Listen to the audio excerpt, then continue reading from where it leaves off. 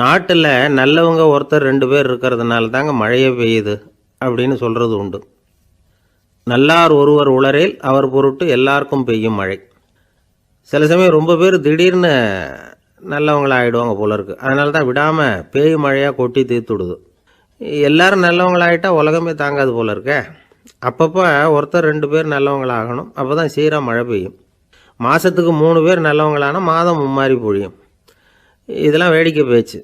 இப்போ இதெல்லாம் ஒரு பக்கம் இருக்கட்டும். இப்போ விஷயத்துக்கு வருவோம். ஒரு கும்பலில் நல்லவன் யார் அப்படிங்கிறத எப்படி கண்டுபிடிக்கிறது? இதுக்கு ஒரு வேடிக்கை கதை உண்டு. என்னுடைய நண்பர் ஒருத்தருக்கு அவங்க பாட்டியம்மா சொன்ன கதையும் அது. அது என்ன கதைன்னா, ஒரு ஊரில் ஒரு சமயம் பலமான மழை பெய்ய ஆரம்பிச்சுட்டு தான். இடி மின்னல் ரொம்ப கடுமையாக இருந்திருக்குது. ஆரம்பித்த மழை வர வர கடுமையாக ஆகிட்டு இருக்குதே தவிர நிற்கிற பாடாக தெரியல. ஊர் ஜனங்கள்லாம் பார்த்தாங்க. இதுக்கு மேலேயும் வீட்டு உள்ளே இருந்தால் ஆபத்துங்கிறத புரிஞ்சுக்கிட்டாங்க. ஏன்னா வீடெல்லாம் இடிஞ்சு விழுந்துருமோங்கிற பயம். உடனே எல்லாரும் புறப்பட்டு ஊருக்கு பொதுவாக இருந்த ஒரு மண்டபத்தில் போய் தங்கிக்கிட்டாங்க. மின்னல் கடுமையாக இருந்தது. இடி எந்த நேரத்துலையும் விழலாம்ங்கிற நிலைமை. எப்போ விழலாம்னு பார்த்துக்கிட்டு இருக்குது. அந்த மண்டபத்தில் இருந்த ஜனங்கள் மனசுக்குள்ளே ஒரு பயம். நம்ம கூட்டத்தில் யாராவது ஒரு கெட்டவன் பாவம் பண்ணவன் இருந்தால் கூட இடி இந்த மண்டபத்தில் விழுந்துடும். அது எல்லாருக்கும் ஆபத்து அப்படின்னு நினச்சாங்க. சரி, இதுக்கு என்ன பண்ணலாம் அப்படின்னு யோசனை பண்ணாங்க. அந்த கூட்டத்தில் ஒரு பெரியவர் இருந்தார். அவர் ஒரு யோசனை சொன்னார். இதை பாருங்கள், அதுக்கு ஒரு வழி இருக்குது. அதோ எதிர்த்தாப்பில் கொஞ்சம் தூரத்தில் ஒரு உயரமாக மரம் ஒன்று இருக்குது பாருங்கள். பொதுவாக இடி சுலபமாக விழறது அது மாதிரி உயரமான மரத்தில் தான். நம்ம கூட்டத்தில் இருக்கிறவங்க எல்லாரும் ஒவ்வொருத்தராக போய் அந்த மரத்தை தொட்டுவிட்டு திரும்பி வந்துடணும். நம்மளில் பாவம் பண்ணவன் யாரோ அவன் அந்த மரத்தை தொடுற சமயத்தில் இடி விழுந்துடும். அவன் மட்டும் போயிடுவான். மண்டபத்தில் இருக்கிற நாமெல்லாம் பொழைச்சிக்கலாம் அப்படின்னு ஐடியா கொடுத்தார் அந்த பெரியவர். இது நல்ல யோசனையாக பட்டது. எல்லாரும் ஒத்துக்கிட்டாங்க. ஒவ்வொருத்தராக போய் அந்த மரத்தை தொட்டுவிட்டு திரும்பி வந்தாங்க. இடி எதுவும் விழலை. இன்னமும் பாவம் பண்ண ஆசாமி அதை போய் தொடலை போல இருக்குது அப்படின்னு நினச்சிக்கிட்டாங்க. ஒவ்வொருத்தராக போகிறாங்க. எல்லாரும் போய் தொட்டுவிட்டு வந்தாச்சு. இன்னும் ஒரே ஒரு ஆசாமி தான் பாக்கி. கடைசியாக இருந்த அந்த ஆள் பயந்துட்டான். இது வரைக்கும் இடி விழலைன்னா இப்போ என்ன அர்த்தம்? இப்போ நாம் தான் பாக்கி, நாம் தான் தப்பு பண்ண ஆள் போல் இருக்குது அப்படின்னு நினச்சிட்டான். அதனால் துணிச்சலாக போய் தொடுறதுக்கு பயந்தான். தயங்கிக்கிட்டே இருந்தான். இருந்தாலும் மற்றவங்கள்லாம் சும்மா இருப்பாங்களா? கட்டாயப்படுத்தி கழுத்தை பிடிச்சி தள்ளாத குறையா அவனை தள்ளி விட்டாங்க. போய் தொட்டுட்டு வாடான்னு. அவன் நடுங்கிக்கிட்டே போய் அந்த மரத்தை தொட்டான். அதே வினாடி ஒரு பயங்கரமான மின்னல் இடி விழுந்துட்டுது. எங்கே விழுந்தது தெரியுமா? அந்த ஆள் மேலே இல்லை, மண்டபத்தில் விழுந்தது. மண்டபத்தில் இருந்தவங்க பூரா காலி. அந்த ஒரு ஆள் மட்டும் பொழைச்சிக்கிட்டான். இந்த ஒரு ஆளை காப்பாற்றுறதுக்காக தான் இடி மண்டபத்தில் விழாமல் இருந்திருக்குது. இதுதான் கதை. அதனால் நல்லவங்க எப்படியும் தப்பிச்சுக்குவாங்க அப்படிங்கிறது ஒரு நீதி. ஒருத்தன் அப்படி தான் தெருவில் நடந்து போய்கிட்டு இருந்தான். ரொம்ப நல்லவன். எதிரில் ஒருத்தன் சைக்கிளில் வந்துக்கிட்டு இருந்தான். அதில் மோதி இவன் கீழே விழுந்துட்டான். சைக்கிள்காரன் உடனே இறங்கி இவனை தூக்கி விட்டான். இவன் எழுந்திரிச்சு அவனை முறைச்சி பார்த்தான். அப்படி பார்க்காதீங்க சார், நீங்கள் ரொம்ப புண்ணியம் பண்ணியிருக்கீங்க, அதுதான் இப்போ சைக்கிளில் மோதிக்கிட்டீங்க அப்படின்றான். என்ன அப்படி சொல்கிறேன் நான்? இவன் 10 நிமிஷத்துக்கு முன்னாடி நான் லாரி ஓட்டிகிட்டு வந்தேன், அப்போ நீங்கள் எதிரில் வந்திருந்தீங்கன்னா என்ன ஆயிருக்கும் அப்படின்னானா அவன்.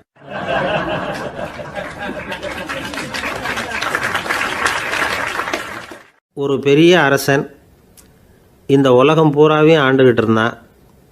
ரொம்ப காலம் அப்படி அரசாட்சி பண்ணிக்கிட்டு இருந்தான். திடீர்னு அவனுக்கும் சில எதிரிகள் முளைச்சாங்க. அவங்கெல்லாம் ஒன்று சேர்ந்து இவனை தோற்கடிச்சுட்டாங்க. தோற்று போனதும் இவனுக்கு பயம் வந்துட்டுது. எங்கே எதிரிகள் நம்ம கொண்டுடுவாங்களோ அப்படின்னு. வெளியில் வந்தால் தனக்கு ஆபத்துன்னு பயந்துக்கிட்டு யாருக்கும் தெரியாமல் ஒரு குகைக்குள்ளே போய் பதுங்கி கிடக்கிறான். நிலைமையை பாருங்கள். முதல் நாள் அரண்மனையில் அதிகாரம் பண்ணிக்கிட்டு இருந்தவன் மறுநாள் குகையில் பயந்து போய் பதுங்கி கிடக்கிறான். ராத்திரி நேரம் வந்தது. பசி வயத்தை கிள்ளுது. பிச்சை எடுத்து சாப்பிட வேண்டிய நிலைமை. பிச்சை எடுக்கிறதுக்கு பாத்திரம் வேணுமே, என்ன பண்ணுறது அப்படின்னு அங்கேயும் இங்கேயும் பார்க்குறான். ஒரு மூலையில் யாரோ விட்டுட்டு போனால் ஒரு ஓடு கிடக்குது. அதை எடுத்துக்கிட்டு புறப்பட்டான். இருட்டில் வழி புரியல. ஏதோ ஒரு யூகத்தில் காலை மெதுவாக எடுத்து வச்சு நடந்து போயிட்டுருக்கிறான். வழியில் ஒரு கருப்பு நாய் படுத்து கிடந்தது. இருட்டில் அவன் இது கண்ணுக்கு சரியாக தெரியல. அவனுக்கு தவறி போய் காலை வச்சுட்டான். அது மேலே நாய் சும்மா இருக்குமா, வள்ளுன்னு விழுந்து கடிச்சு விட்டுது. காலை பார்க்குறான். காலத்தையும் நினச்சி பார்க்குறான். அரண்மனையில் வீரக்கழல் அணிந்த காலை உடைய மன்னா அப்படின்னு புகழ்வாங்களே புலவர்கள்லாம். ஆனால் அது இன்றைக்கி நாய் கடித்த காலம் ஆகிட்டுதே அப்படின்னு நினைக்கிறான். அது மட்டும் இல்லை, முன்னாடியெல்லாம் பொற்கிண்ணங்களில் தான் அவன் சாப்பிடுவான். ஆனால் இப்போது உடஞ்சி போன ஓட்டு, அது ஓட்டை வந்து கையில் வச்சுக்கிட்டு நிற்கிறான். அதில் யாராவது சாப்பாடு போடுவாங்களான்னு. முன்னாடியெல்லாம் நிறைய பேர் அரண்மனைக்கு வருவாங்க, அரசருக்கு காணிக்கைன்னு சொல்லி இவன் காலடியில் கொண்டாந்து கொட்டுவாங்க. அப்போலாம் இவன் அந்த ஜனங்களுடைய முகத்தை திரும்பி கூட பார்க்கறதில்ல, ரொம்ப கர்வமாக உட்காந்துருப்பான். அதே ஆள் இன்றைக்கி எல்லார் கண்ணுலேயும் படுறது மாதிரி பிச்சை எடுத்துக்கிட்டு இருக்கிறான். அப்போலாம் காணிக்கைகளை வந்து தன்னுடைய கையால் வாங்கிறது தனக்கு கௌரவ குறைச்சல்னு நினச்சி தன்னுடைய வேலைக்காரங்களை விட்டு தான் அதை வாங்க சொல்லுவான். இப்போ பார்த்திங்கன்னா அவனே தன் கையாலேயே பிச்சை வாங்குறான். நினச்சி பாருங்கள், அந்த மனுஷன் நாள் அரசன், மறுநாள் பிச்சைக்காரன், எவ்வளோ வித்தியாசம். செல்வம் தான் இப்படி ஒரு வித்தியாசம் ஏற்படுறதுக்கு காரணம். அப்படிப்பட்ட செல்வம் வாழ்க்கையை நடத்துறதுக்கு நமக்கு தேவை தான். ஆனால் அதையே நாம் அடைய வேண்டிய பயனாக நினைக்கிறோம் பாருங்கள், அதுதான் வேடிக்கை. இதை வந்து நம்மாழ்வார் அழகாக ஒரு பாசுரத்தில் சொல்கிறார்.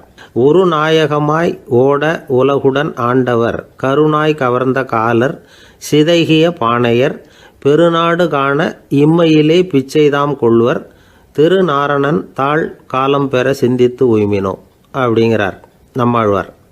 ஒரு பெரிய பணக்காரர் ஒரு துறவிகிட்ட போய், சாமி என்கிட்ட நிறைய பணம் இருக்குது, இருந்தாலும் நிம்மதி இல்லை, என்னால் நிம்மதியாக இருக்க முடியல, என்ன காரணம்னு கேட்டாராம். உடனே அந்த துறவி இதுக்கு நேரடியாக பதில் சொல்லாமல் பக்கத்தில் நின்றுக்கிட்டு இருந்த ஒரு குழந்தைய கூப்பிட்டார். அது ஓடியாந்தது. ஒரு ஆப்பிள் பழத்தை எடுத்து அது கையில் கொடுத்தார். அதை வாங்கிக்கிட்டு குழந்தை சிரிச்சுது. இன்னொரு பழத்தை எடுத்து கொடுத்தார். அதை இன்னொரு கையில் வாங்கிட்டு சிரிச்சுது. மூணாவது ஆப்பிள் எடுத்து கொடுத்தார். 2 பழத்தையும் நெஞ்சில் அணைச்சிக்கிட்டு 3ஆவது பழத்தையும் வாங்கிறதுக்கு முயற்சி பண்ணிச்சு. ஆனால் அது உடனே நழுவி கீழே விழுந்து உருண்டு ஓடிச்சு. ஏற்கனவே இருந்ததும் விழுந்துட்டுது. இப்போ அந்த குழந்தை அழ ஆரம்பிச்சுட்டுது. இப்போ அந்த துறவி பணக்காரர்கிட்ட சொன்னாராம், குழந்தைய கவனிச்சியா, 2 ஆப்பிள் போதும்னு அது நினச்சிருந்தா இப்போ அது அழ வேண்டிய அவசியம் வந்திருக்குமா அப்படின்னாராம். எதுவுமே அளவுக்கு மிஞ்சினா துன்பந்தான். இந்த காலத்தில் இதெல்லாம் யார் காதில் வாங்குறாங்க? ஒருத்தனை நல்ல வழிக்கு கொண்டு வரணும்னு நினச்சி அவனை கூப்பிட்டு உட்கார வச்சு இந்த கதையை சொல்லிகிட்டு இருந்தாங்க. சொல்லிவிட்டு அந்த குழந்தை செஞ்சது தப்பு தானே அப்படின்னு கேட்டிருக்கிறாங்க. ஆமாம், தப்பு தான், நானாக இருந்தால் அப்படி செஞ்சுருக்க மாட்டேன் நானா இவன்.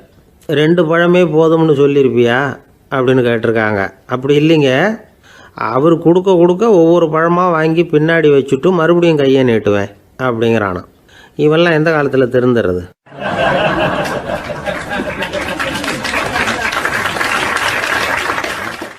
ஒரு பெரிய தத்துவ சிந்தனையாளர் இருந்தார், சுவாங்சு அப்படின்னு பேர்.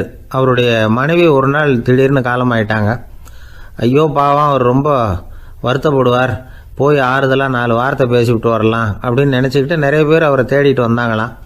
வந்தவங்களுக்கு ஆச்சரியம், ஏன்னா இவர் வருத்தப்பட்டுக்கிட்டு இருப்பார் அப்படின்னு தானே எதிர்பார்த்தாங்க. அப்படி இல்லை, தாளம் போட்டுக்கிட்டு உட்காந்துருக்கிறார். தாளத்துக்கு தகுந்த மாதிரி பாட்டு வேறு பாடிக்கிட்டு இருக்கிறார். என்ன மனுஷன் அவர், கொஞ்சம் கூட கவலை இல்லாமல் இப்படி இருக்கிறாரு அப்படின்னு நினச்சாங்க. ஒருத்தர் துணிஞ்சு அவர்கிட்ட கேட்டுவிட்டார், என்னங்க இது இப்படி அப்படின்னு. அதுக்கு அவர் என்ன சொன்னார் தெரியுமா? இதை பாருங்கள், என்னுடைய மனைவி பிறக்கிறதுக்கு முன்னாடி அவளுக்கு உயிரும் கிடையாது, உடலும் கிடையாது. அதுக்கு பிறகு தான் உயிர் வந்தது, உடல் வந்தது, அந்த உருவம் வந்தது.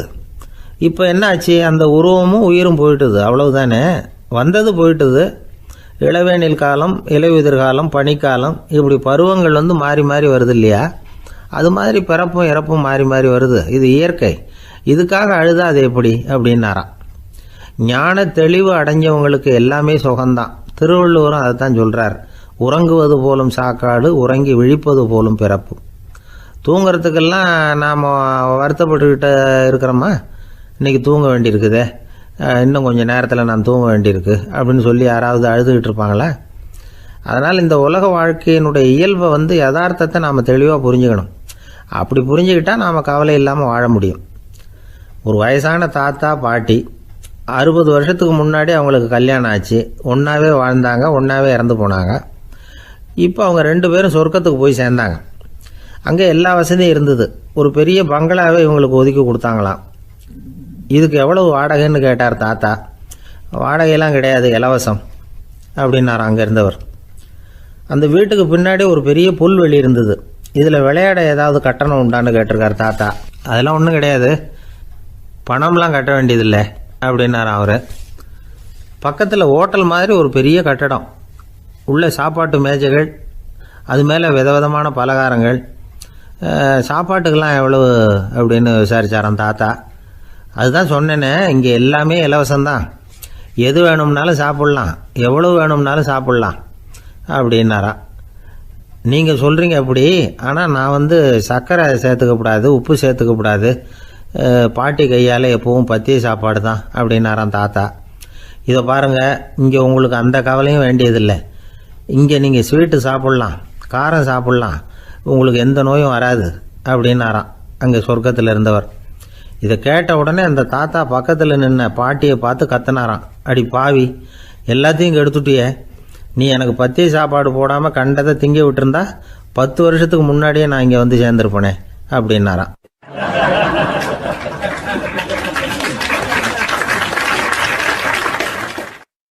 ஒரு நாள் ஒரு 10-15 பள்ளிக்கூடத்து பிள்ளைங்க தேடிட்டு வந்தாங்க. உங்களை பார்த்துட்டு தான் போகணும், அதுக்காக தான் வந்திருக்கோம்னாங்க. என்ன விஷயம்னு கேட்டோம். நாங்கள்லாம் கூடி ஒரு முடிவு பண்ணியிருக்கிறோம், அதை உங்ககிட்ட சொல்லணும் அப்படின்னாங்க.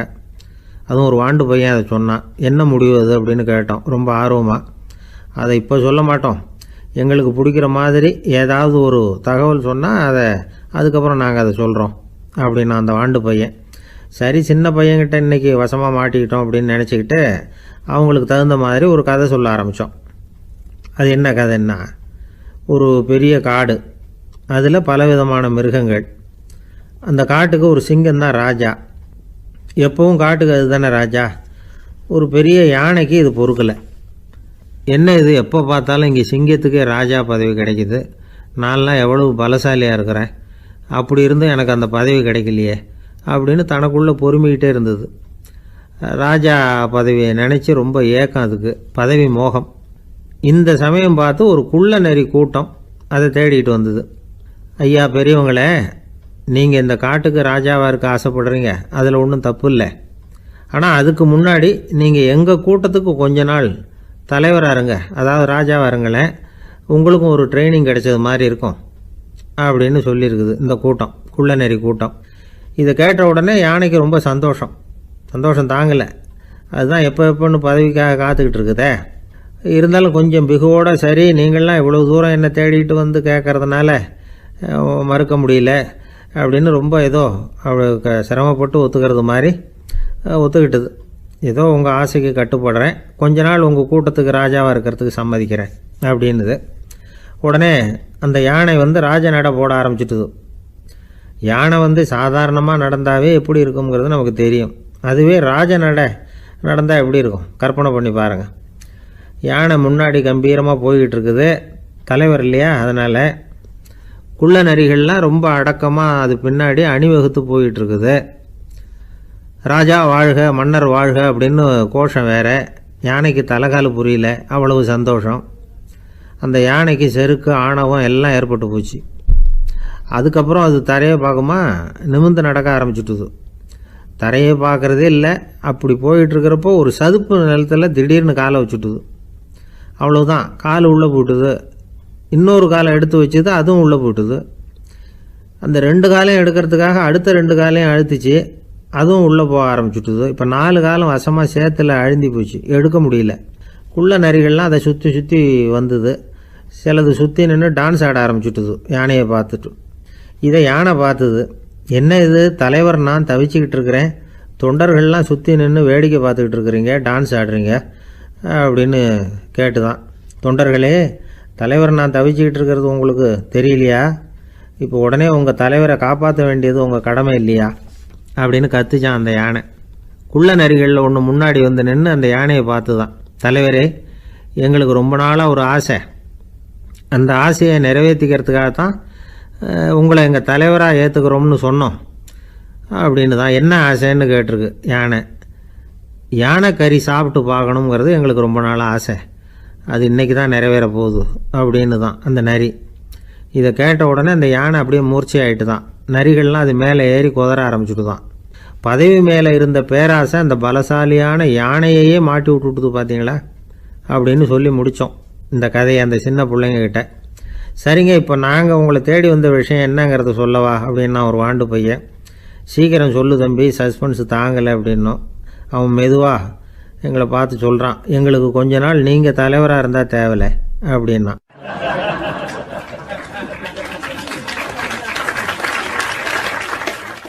ஒரு காட்டில் ஒரு முனிவர் இருந்தார். ஒரு நாள் அவரை தேடிட்டு 4 பேர் வந்தாங்க. சுவாமி, எங்களுக்கு ரொம்ப நாளாக ஒரு சந்தேகம்னாங்க. என்னன்னு கேட்டார். இந்த உலகத்தில் எவ்வளவோ காரியங்கள் நடக்குது, எது நியாயம் எது அநியாயம் அப்படின்னு புரிஞ்சிக்க முடியலன்னாங்க. அது யாராலையும் புரிஞ்சிக்க முடியாதுன்னார் முனிவர். வந்தவங்களுக்கு ஆச்சரியமாக போச்சு, ஒரு மாதிரியாக பார்த்தாங்க. இதை முனிவர் கவனிச்சார். சரி, புறப்படுங்க என்னோடன்னார். எங்கன்னு கேட்டாங்க. இப்போ உங்கள் 4 பேரையும் ஒரு புஷ்பக விமானத்தில் அழைச்சிட்டு போகிறேன். இந்த உலகத்தில் சர்வசாதாரணமாக நடக்கக்கூடிய ஒரு காட்சியை உங்களுக்கு காட்ட போகிறேன். நீங்கள் பார்க்க போகிற அந்த காட்சி நியாயமா அநியாயமா அப்படிங்கிறத என்கிட்ட சொல்லணும். நீங்கள் சரியான பதில் சொன்னால் புஷ்பக விமானத்தில் தொடர்ந்து பிரயாணம் பண்ணலாம். தவறான பதில் சொன்னால் இந்த புஷ்பக விமானம் உங்களை கீழே தள்ளி விட்டுரும் அப்படின்னார். 4 பேருக்கும் பயந்தான். இருந்தாலும் முனிவர் கூப்பிடுறாரு அப்படின்னு சொல்லி புறப்பட்டாங்க. அவங்க எல்லாரும் புறப்பட்டு ஒரு காட்டு வழியாக போய்கிட்டு இருக்கிறாங்க புஷ்பக விமானத்தில். அங்கே நடக்கிற ஒரு காட்சியை காட்டுறார் முனிவர். அதோ அங்கே பாருங்கன்னார். அந்த விமானத்தில் இருந்தபடியே எல்லாரும் கீழே குனிஞ்சு பார்க்குறாங்க. அங்கே ஒரு தாய் புலி அப்போ தான் குட்டி போட்டிருக்கு. குட்டிகளை ஈன்ற உடனே பசிக்கு இறை தேடி அந்த பக்கமாக வருது. அதே நேரம் ஒரு தாய் மான், அதுவும் அப்போ தான் குட்டி போட்டிருக்கு. அதுவும் இதே மாதிரி குட்டிகளை ஈன்ற உடனே பசிக்கு இறை தேடி அந்த பக்கமாக வருது. இப்போ அந்த புலி அந்த மானை அடித்து போட்டுவிடுது. அதுவும் சாப்பிடுது, குட்டிகளுக்கும் கொடுக்குது. இப்போ அந்த புலிக்குட்டிகள் முகத்தில் மகிழ்ச்சி, தாயை இழந்த அந்த மான் குட்டிகள் முகத்தில் துக்கம். இப்போ அந்த முனிவர் 4 பேர்கிட்டையும் கேட்குறார், நீங்கள் இங்கே பார்த்தீங்களே, இதில் எது நியாயம் எது அநியாயம்? ஒவ்வொருத்தராக சொல்லுங்கள். உங்கள் பதில் சரியில்லைன்னா இந்த விமானம் உங்களை கீழே தள்ளி விட்டுரும். சொல்லுங்கள் பார்க்கலாம்னார். முதல்ல ஒருத்தன் சொன்னான், அந்த புலி செஞ்சது சரிதாங்க. அது பசிக்கு அதுதான் ஆகாரம். தன்னுடைய பசிக்கு தானே இறை தேடிக்கிட்டுது. அதில் என்ன தப்பு? அவ்வளவுதான். அதனால் புலி செஞ்சது நியாயம்தான் அப்படின்னா. அவ்வளவுதான், அந்த விமானம் அவனை அப்படியே கீழே தள்ளி விட்டுட்டுது. அதனால் அவன் கொடுத்த பதில் சரியில்லை அப்படிங்கிறது புரிஞ்சு போச்சு. இப்போ 2வது ஆள் சொன்னான், புலி செஞ்சது பாவம், அந்த தாய்மான் என்ன தப்பு பண்ணிச்சு? இப்போ அந்த குட்டிகளுக்கு யார் ஆதரவு? அதனால் புலி செஞ்சது அநியாயம் அப்படின்னா. அவ்வளவுதான், அவனையும் கீழே தள்ளி விட்டுடுது அந்த விமானம். இந்த பதிலும் சரியில்லை அப்படின்னு ஆயிட்டுது. இப்போ 3வது ஆள் வந்தான். முதல்ல 2 பேர் கீழே விழுந்ததை பார்த்துக்கிட்டு இருந்தான். அதனால் அவன் சொன்னான், ரெண்டுமே நியாயந்தாங்க. புலி இறை தேடினதும் இயற்கை, அதுக்கு மான் இறையானதும் இயற்கை. அதனால் இதில் ஒன்றும் தப்பு இல்லைன்னா. அவ்வளவுதான், அவனையும் அந்த விமானம் கீழே பிடிச்சி தள்ளி விட்டுது. இப்போ 4வது ஆள் வந்தான். முனிவர் கேட்டார், நீயாவது சொல்லுப்பா, இந்த செயலில் எது நியாயம்னார். அவன் தெளிவாக பதில் சொன்னான். அதாவது என்ன சொன்னான்னா, எனக்கு தெரியல அப்படின்னா. அவனை விமானம் கீழே தள்ளலை, சௌரியமாக அழைச்சிட்டு போட்டுது. இவனும் பிரயாணம் சௌக்கியமாக பண்ணானான். ஆக இதுதான் சரியான பதிலுங்கிறத முனிவர் உணர்த்தினார். இந்த கதையிலிருந்து நாம் புரிஞ்சுக்க வேண்டியது என்னென்னா, இந்த உலகத்தில் எவ்வளவோ காரியங்கள் நடக்குது. அதெல்லாம் ஏன் அப்படி நடக்குதுங்கிறதுக்கு எப்பேற்பட்ட பண்டிதராலும் பதில் சொல்ல முடியாது. தெரியாததை தெரியாதுன்னு ஒத்துக்கிட்டா வாழ்க்கை பிரயாணம் சுகமாக இருக்கும். அதனால் தேவையில்லாத விஷயங்களை புரிஞ்சுக்கிறதுக்கு நேரத்தை செலவு பண்ணிகிட்டு இருக்கக்கூடாது. வாழ்க்கையை குழப்பிக்கக்கூடாது. வாழ்க்கைக்கு தேவையானது என்னவோ அதை மட்டும் புரிஞ்சுக்கிட்டா போதும். இந்த காலத்து ஆள் ஒருத்தன் ஒரு பெரியவரை தேடி வந்தான். ஐயா, ஒரு சந்தேகம்னா. என்ன உன்னுடைய சந்தேகம்னார். பகுத்தறிவுன்னா என்ன, விதின்னா என்ன அப்படின்னு கேட்டான். இதுக்கு அவர், இப்போ உன்னுடைய வலது காலை தூக்குன்னார். தூக்கினான். சரி, இப்போ உன்னுடைய வலது காலை கீழே இறக்காம உன்னுடைய இடது காலையும் தூக்குன்னார். தூக்கினான். பொத்துன்னு கீழே விழுந்துட்டான். பெரியவர் சொன்னார், உன்னால் ஒரு காலை தூக்க முடிஞ்சுது, அதுதான் பகுத்தறிவு. 2 கால்களையும் ஒரே சமயத்தில் தூக்குனா அடிபடும், அப்படிங்கிறது தான் விதி அப்படின்னு விளக்கம் கொடுத்தார். இவன் தன்னுடைய விதியை நொந்துக்கிட்டே இடுப்பை பிடிச்சிக்கிட்டு அங்கேருந்து நடந்து போயிட்டானான்.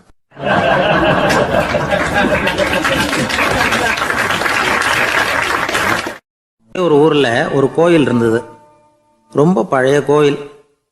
உள்ளே போகிறதுக்கே பயமாக இருக்கும். எந்த நேரத்தில் இடிஞ்சு விழுந்துருமோ அப்படிங்கிற பயம். அப்படி இருந்ததுனால யாரும் துணிஞ்சு சாமி கும்பிடுறதுக்கு அங்கே போகிறதில்ல. கோயிலுக்கு வர்ற கூட்டம் கொஞ்சம் கொஞ்சமாக குறைய ஆரம்பிச்சுட்டுது. கோயில் நிர்வாகிகள் எல்லாரும் கூடி உட்காந்து பேசினாங்க. என்ன பண்ணலாம்னு யோசனை பண்ணாங்க. எந்த இடம் மோசமாக இருக்கோ அந்த இடத்த பழுது பார்த்தாங்க. அங்கே எங்கே வர்ணத்தை பூசி கொஞ்சம் அழகுபடுத்தி பார்த்தாங்க. ஏதோ இந்த ஊரில் கோயில்னு ஒன்று இருக்குது, அது மக்களுக்கு தெரியணும் அப்படிங்கிறதுக்காகத்தான் இப்படிலாம் பண்ணாங்க. இருந்தாலும் கோவில் இருக்கிற நிலைமை மக்களுக்கு தெரியும். அதனால் அங்கே வர்றது குறைச்சிக்கிட்டாங்க அவங்க. ஒரு கட்டத்தில் யாருமே வர்றதில்லை. நிலைமை அந்த அளவுக்கு ஆயிட்டுது. மறுபடியும் கோவில் நிர்வாகிகள் கூட்டம் நடந்தது. இந்த கூட்டம் கூட கோயிலுக்கு உள்ளே நடக்கலை, இடிஞ்சு விழுந்துருமோங்கிற பயம். அதனால் வெளியில் தான் உட்காந்து கூட்டத்தை நடத்தினாங்க. ஏன்னா உள்ளே போகிறதுக்கு அவங்களுக்கும் துணிச்சல் கிடையாது. எந்த நேரமும் விழுந்துரும் போல் இருந்தது. அது வழியாக போகிறவங்க கூட வேகமாக அந்த இடத்த கடந்து போக ஆரம்பிச்சிட்டாங்க. கோவில் நிர்வாகிகள் வெளியில் உட்காந்து கூட்டம் போட்டாங்க இல்லையா, அந்த கூட்டத்தில் 4 தீர்மானங்களை நிறைவேற்றினாங்க. அது என்ன 4 தீர்மானம்னா, முதல் தீர்மானம், இந்த கோவிலை இடிப்பது அப்படிங்கிற முடிவை இந்த கமிட்டி மிகவும் வருத்தத்துடன் ஏற்றுக்கொள்ளுகிறது அப்படின்னு நிறைவேற்றினாங்க. இதுக்கு பதிலாக இன்னொரு கோவிலை உடனடியாக கட்டி முடிச்சுடணுங்கிறது 2வது தீர்மானம். 3வது தீர்மானம் என்ன தெரியுமா? பழைய கோவிலின் கதவுகள், அதிலிருந்து பிரித்து எடுக்கிற செங்கல், இதையே புது கோவில் கட்டுவதற்கு பயன்படுத்தி கொள்ள வேண்டியது. பழைய கோவில் இருந்த மாதிரியே அதே வடிவத்தில் புது கோவிலையும் கட்ட வேண்டியது. பழைய கோவிலின் அஸ்திவாரத்தை அப்படியே வச்சுக்கிட்டு அதுக்கு மேலே நாம் கோவிலை கட்டிக்க வேண்டியது. இதுதான் 3வது தீர்மானம். இதையும் கமிட்டி முழு மனசோடு ஏற்றுக்கிட்டது. இது வரைக்கும் சரி. இப்போ அந்த கமிட்டி 4வதாக ஒரு முக்கியமான தீர்மானத்தை கொண்டுகிட்டு வந்து அதையும் ஏகமனதாக நிறைவேற்றி விட்டது. அது என்ன தீர்மானம்னா, புதிய கோவில் கட்டி முடிக்கிற வரைக்கும் பழைய கோவிலை இடிக்கிறதில்லை அப்படிங்கிற தீர்மானம். எப்படி இருக்குது பாருங்க இது. பழசை இடிக்காத வரையில் அதே இடத்துல புதுசாக எப்படி கட்ட முடியும்? பல விஷயங்களில் நாம் நடந்துக்கிற முறையும் இப்படி தான் இருக்குதான். வாழ்க்கையில் முன்னேறணும்னு ஆசைப்படுவோம். அதே நேரத்தில் அந்த முன்னேற்றத்துக்கு எது தடையாக இருக்கோ அதை விட்டு விடுறதுக்கும் மனசு வராது. வெளிநாட்டில் ஒரு பெரிய விருந்து நடந்துக்கிட்டு இருந்துதான். எல்லாரும் மது கோப்பையும் கையுமா அலைஞ்சிக்கிட்டு இருக்கிறாங்க. ஒருத்தர் மட்டும் கையில் எதுவும் இல்லாமல் ரொம்ப நல்ல பிள்ளையா சாதுவா ஒரு ஓரமாக தனியாக உட்காந்துருக்கிறார். அவர்கிட்ட நெருங்கி வாங்க மது சாப்பிட்லாம் அப்படின்னு கூப்பிட்டாங்களாம். என்னை வற்புறுத்தாதீங்க, நான் என் மனசுக்குள்ளே உறுதியாக தீர்மானம் பண்ணிவிட்டேன் அப்படின்னாராம். என்ன தீர்மானம் பண்ணியிருக்கீங்க அப்படின்னு கேட்டிருக்காங்க. ஏற்கனவே முழு போதையில் இருக்கும் பொழுது மறுபடியும் மது கோப்பையை தொடரதில்லை அப்படின்னு தீர்மானம் பண்ணியிருக்கேன் அப்படின்னாராம்.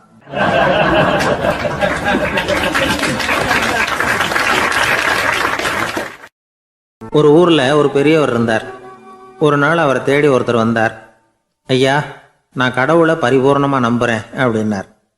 சரி, அந்த நம்பிக்கை உனக்கு எப்படி வந்ததுன்னு கேட்டார் இவர். அவர் சொல்ல ஆரம்பித்தார்.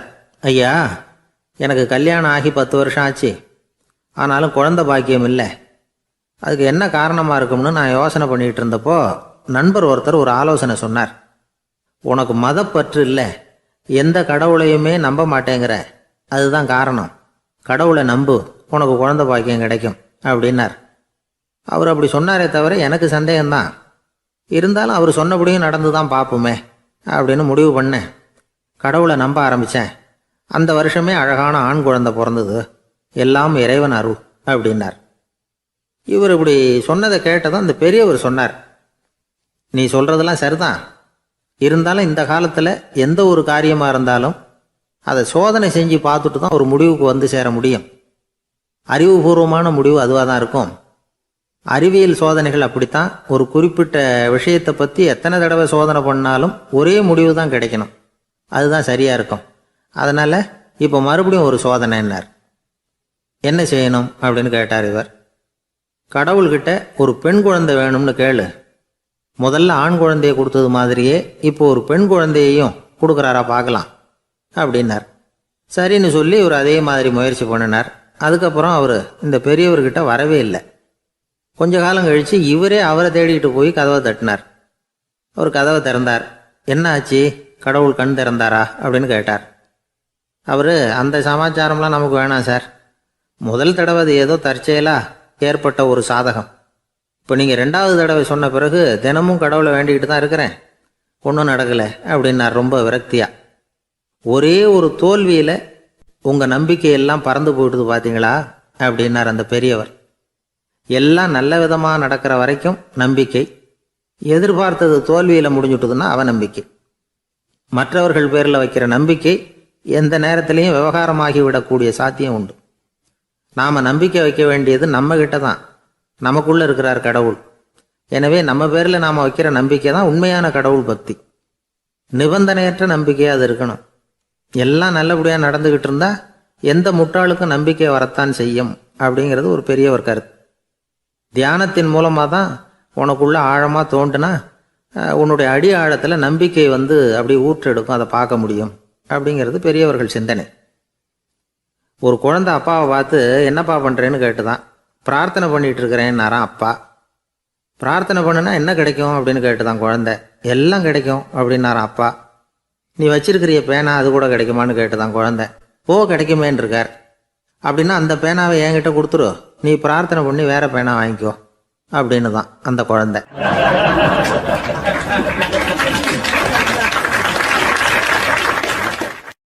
ஒரு ஊரில் ஒரு குரு இருந்தார், ஜென் குரு. அவரை தேடிட்டு ஒரு மன்னர் வந்தார். வந்தவர் ஜப்பான் மன்னர். தோட்டக்கலையை பற்றி தெரிஞ்சுட்டு போகிறதுக்காக அவர் வந்தார். எப்படி தோட்டம் அமைக்கிறது அப்படிங்கிறத பற்றி அந்த குரு விவரமாக சொல்லி கொடுத்தாரு. ஒரு நாள் 2 நாள் இல்லை, 3 வருஷம் கற்றுக் கொடுத்தார். அதுக்கப்புறம் சொன்னார், நான் கற்றுக் கொடுத்துட்டேன், இனிமேல் நீங்கள் போகலாம், போய் தோட்டம் அமைக்கலாம். அதுதான் உங்களுக்கு பரிசை. தோட்டம் அமைச்ச பிறகு சொல்லி அனுப்புங்க, நான் வந்து பார்க்குறேன். நீங்கள் இங்கே என்னவெல்லாம் கற்றுக்கிட்டீங்களோ அதையெல்லாம் அங்கே செயல்முறையில் செஞ்சு காட்டுங்க அப்படின்னு சொல்லி அனுப்பி வச்சார். மன்னர் போனார். அரண்மனைக்கு பக்கத்திலே ஒரு பெரிய தோட்டத்தை உண்டு பண்ணினார். அழகான மரங்களையும் செடிகளையும் உருவாக்கினார். கிட்டத்தட்ட 1000 தோட்டக்காரர்களை பயன்படுத்தி 3 வருஷங்கள் முயற்சி பண்ணி அந்த அழகான தோட்டத்தை உருவாக்கினார்.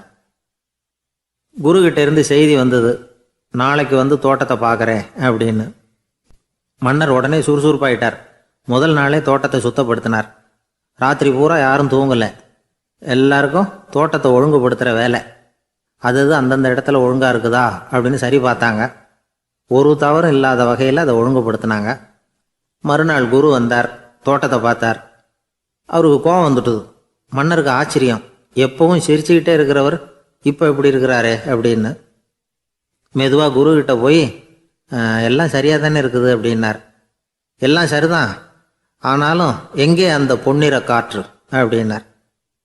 உதிர்ந்த இலைகள், பொன் மஞ்சள் நிற இலைகள் காற்றில் அப்படி புரண்டு ஓடுவதை நான் பார்க்க முடியவில்லையே அப்படின்னாராம். அது இல்லாமல் இந்த தோட்டம் உயிரோட்டம் உள்ளதாக இருக்காது, இதில் பாடல் இல்லை, ஆடல் இல்லை, அதெல்லாம் இல்லாமல் இந்த தோட்டம் ரொம்பவும் செயற்கையாக தெரியுதேன்னாராம். மன்னர் இப்போ தான் யோசனை பண்ணார். கீழே கிடந்த காஞ்சி போன இலைகள் மட்டும் இல்லை, மரத்தில் இருந்த காஞ்சி போன இலைகளையும் அப்புறப்படுத்தி சுத்தமாக வச்சிருக்கிறார். இறப்பும் வாழ்க்கையினுடைய ஒரு பகுதி தான். மரணம்ங்கிறது வாழ்க்கைக்கு எதிரானது அல்ல, அதை நிரப்பும் ஒரு பகுதி தான் அது. மரணம் இல்லையில் வாழ்க்கையே இல்லை அப்படிங்கிறது பெரியவங்க கருத்து. இப்போ அந்த தோட்டம் அழகாக தான் இருக்குது, இருந்தாலும் அது ஒரு ஓவியம் மாதிரி உயிர் இல்லாமல் இருக்கு. குரு ஒரு வாளியை கையில் எடுத்துக்கிட்டார். தோட்டத்தை விட்டு வெளியில் போனார். ஏற்கனவே வீசி எறிந்த அந்த சருகுகளை எல்லாம் அள்ளி கொண்டுகிட்டு வந்தார். உள்ள எல்லா இடங்கள்லையும் அதை வீசினார். உடனே காற்று அந்த காய்ந்த சருகுகளையும் பழுத்த இலைகளையும் அசைக்க ஆரம்பிச்சுட்டுது. இப்போ அங்கே சலசல சத்தம், சங்கீதம், இலைகளின் நடனம், ஓவியம் மாதிரி இருந்த அந்த தோட்டத்துக்கு இப்போ உயிர் வந்துட்டுது. இதுதான் அந்த பொன்னான காற்று அப்படின்னாராம் குரு. மன்னருக்கு புரிஞ்சுது.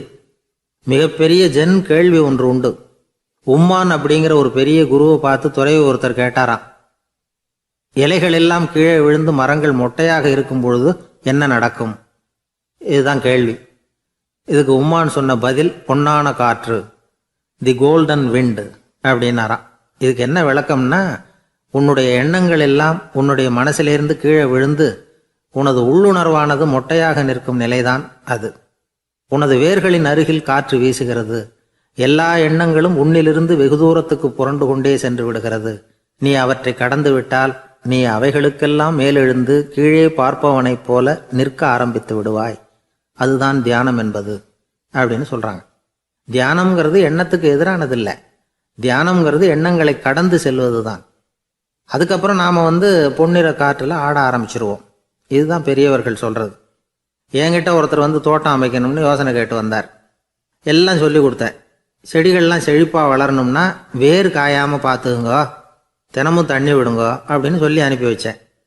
ஒரு மாதம் கழித்து அவர் தோட்டத்தை பார்க்கறதுக்காக போனேன். போய் பார்த்தா எல்லா செடியும் வாடி கிடக்குது.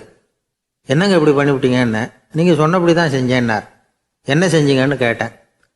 வேர் காயாமல் பார்த்துக்க சொன்னீங்க, தினமும் ஒரு தடவை எல்லா செடியையும் ஒவ்வொன்றா பிடுங்கி பார்த்து வேர் காயாமல் இருக்கா அப்படின்னு பார்த்துட்டு அதுக்கப்புறம் தண்ணி பாய்ச்சனே, அவ்வளவுதான் அப்படின்னார்.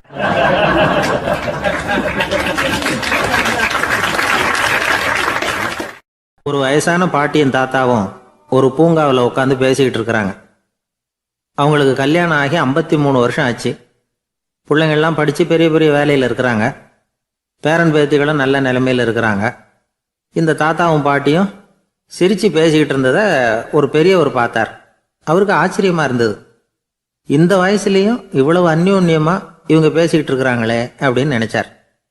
சரி, நேரிலேயே கேட்டுருவோமே அப்படின்னு நினச்சிக்கிட்டு கிட்ட போனார். உங்கள் மன வாழ்க்கையின் வெற்றிக்கான ரகசியம் என்ன அப்படின்னு கேட்டார். இதை கேட்டதும் அந்த தாத்தா சிரிச்சுக்கிட்டே பாட்டியை பார்த்தாராம். அதுக்கப்புறம் சொன்னாராம், நான் இந்த அம்மாவை கல்யாணம் பண்ணிக்கிட்டதுக்கும் எங்களுடைய இல்வாழ்க்கை இவ்வளவு நாளாக பலம் குறையாமல் மகிழ்ச்சியாக இருக்கிறதுக்கும் காரணம் ஒன்று தான். அது என்ன காரணம்னா, எங்களுக்கு இடையில பொதுவாக நிறைய குறைகள் உண்டு, அதுதான் காரணம் அப்படின்னாராம். அவர் சொல்கிறது சரிதான் அப்படிங்கிறது மாதிரியே அந்த பாட்டியும் அவரை நிமிர்ந்து பார்த்தாங்களாம். இந்த பெரியவர் மறுபடியும் அந்த பாட்டியை பார்த்து அதே கேள்வியை கேட்டிருக்கார். உங்களுடைய நீண்டகால மன வாழ்க்கைக்கு கிடைச்ச வெற்றி எதனாலேன்னு சொல்ல முடியுமா அப்படின்னு கேட்டாராம். அவங்களும் சிரிச்சுக்கிட்டே பதில் சொன்னாங்களாம். என்ன பதில் தெரியுமா? சில பேரை நாம் குறிப்பிட்ட பண்புகளுக்காக நேசிக்கிறோம், வேற சிலரை நாம் அந்த பண்புகள் இல்லாத குறைகளுக்காகவே விரும்பி பழகிறோம் இல்லையா அப்படின்னு கேட்டுவிட்டு தலையை குனிஞ்சுக்கிட்டாங்களாம் அந்த பாட்டியம்மா. அவங்க அப்படி சொன்னதை கேட்டதும் இவருக்கு புதுசாக ஞானம் பிறந்தது மாதிரி இருந்துதான். இதுதான் மனம் நிறைந்த மன வாழ்க்கை அப்படிங்கிறார் சுவாமி சென்மயானந்தர். பண்புகளை எப்படி நேசிக்க முடியுதோ அதே மாதிரி பண்புகள் இல்லாத குறைகளையும் நேசிக்க முடியும். மனசு தான் காரணம். ஒரு மேல்நாட்டு தம்பதி, அவங்களும் தாத்தா பாட்டி தான். அவங்க 2 பேரும் ஒரு பூங்காவில் உட்காந்து சிரித்து பேசிக்கிட்டு இருக்கிறாங்க. அதை ஒருத்தர் பார்த்தார். அவருக்கு ஆச்சரியம். இவ்வளவு காலம் ஆகி இந்த வயசுலேயும் இப்படி அன்பாக பேசிக்கிட்டு இருக்கிறாங்களே அப்படிங்கிற ஆச்சரியம். கிட்ட நெருங்கி போனார். கேட்டார், ஏன் தாத்தா, உங்களுக்கு கல்யாணம் ஆகி எவ்வளோ வருஷம் ஆச்சுன்னார். 55 வருஷம் ஆச்சுன்னாராம் அவர். இன்னமும் இவ்வளவு சந்தோஷமாக இருக்கிறீங்களே, அதுக்கு என்ன காரணம்னு கேட்டிருக்கார். அதுக்கு என்ன காரணம்னா, இது வரைக்கும் எங்களுக்குள்ள சண்டையே வந்ததில்லை அப்படின்னாராம். அது எப்படி முடியும்னு கேட்டிருக்கார் இவர் ஆச்சரியமா. அந்த தாத்தா சொல்ல ஆரம்பிச்சாராம், இதை பாருப்பா, எங்களுக்கு கல்யாணம் ஆன புதுசில் நானும் என்னுடைய மனைவியும் ஒரு குதிரை மேலே ஏறி ஒரு காட்டு வழியாக போய்கிட்டு இருந்தோம். கொஞ்சம் தூரம் போனதும் அந்த குதிரை எடக்கு பண்ணிச்சு. நான் உடனே கீழே இறங்கி அந்த குதிரையை பார்த்து, இது உனக்கு முதல் தடவை அப்படின்னு மிரட்டலாக சொல்லிவிட்டு ஏறி உக்காந்தேன். மறுபடியும் போனோம். கொஞ்சம் தூரம் குதிரை நல்லபடியாக நடந்து போச்சு. மறுபடியும் எடக்கு பண்ண ஆரம்பிச்சுட்டுது. நான் கீழே இறங்கினேன். கையில் இருந்த சாட்டையால் ஓங்கி ஒரு அடி கொடுத்தேன். இது உனக்கு 2வது தடவை அப்படின்னு சொல்லிவிட்டு ஏறி உக்காந்தேன். மறுபடியும் குதிரை கொஞ்சம் தூரம் நல்ல விதமாக நடந்து போச்சு. அப்புறமும் எடக்கு பண்ண ஆரம்பிச்சுட்டுது. அந்த சமயத்தில் ஒரு ஆற்று பாலத்தை கடந்து போய்கிட்டு இருக்கிறோம். நான் கீழே இறங்கினேன். என்னுடைய மனைவியையும் கீழே இறங்க சொன்னேன். அந்த குதிரையை பிடிச்சி அப்படியே ஆற்றுல தள்ளி விட்டுட்டேன். தள்ளி விட்டுட்டு, இது உனக்கு கடைசி தடவை அப்படின்னு சொன்னேன். அதை பார்த்ததும் என் மனைவி பதறி போயிட்டாங்க. போய், ஐயோ பாவம், என்ன இப்படி பண்ணிவிட்டீங்க, உங்களுக்கு மனசில் கொஞ்சம் கூட இறக்கமே இல்லையா அப்படின்னாங்க. நான் மெதுவாக இவங்க பக்கம் திரும்பி, இது உனக்கு முதல் தடவை அப்படின்னேன். அவ்வளவுதான், அன்னையிலேருந்து இன்னைய வரைக்கும் ஒரு நாள் கூட எங்களுக்குள்ள சண்டையே வந்ததில்லை அப்படின்னு விளக்கம் கொடுத்தார் அந்த தாத்தா.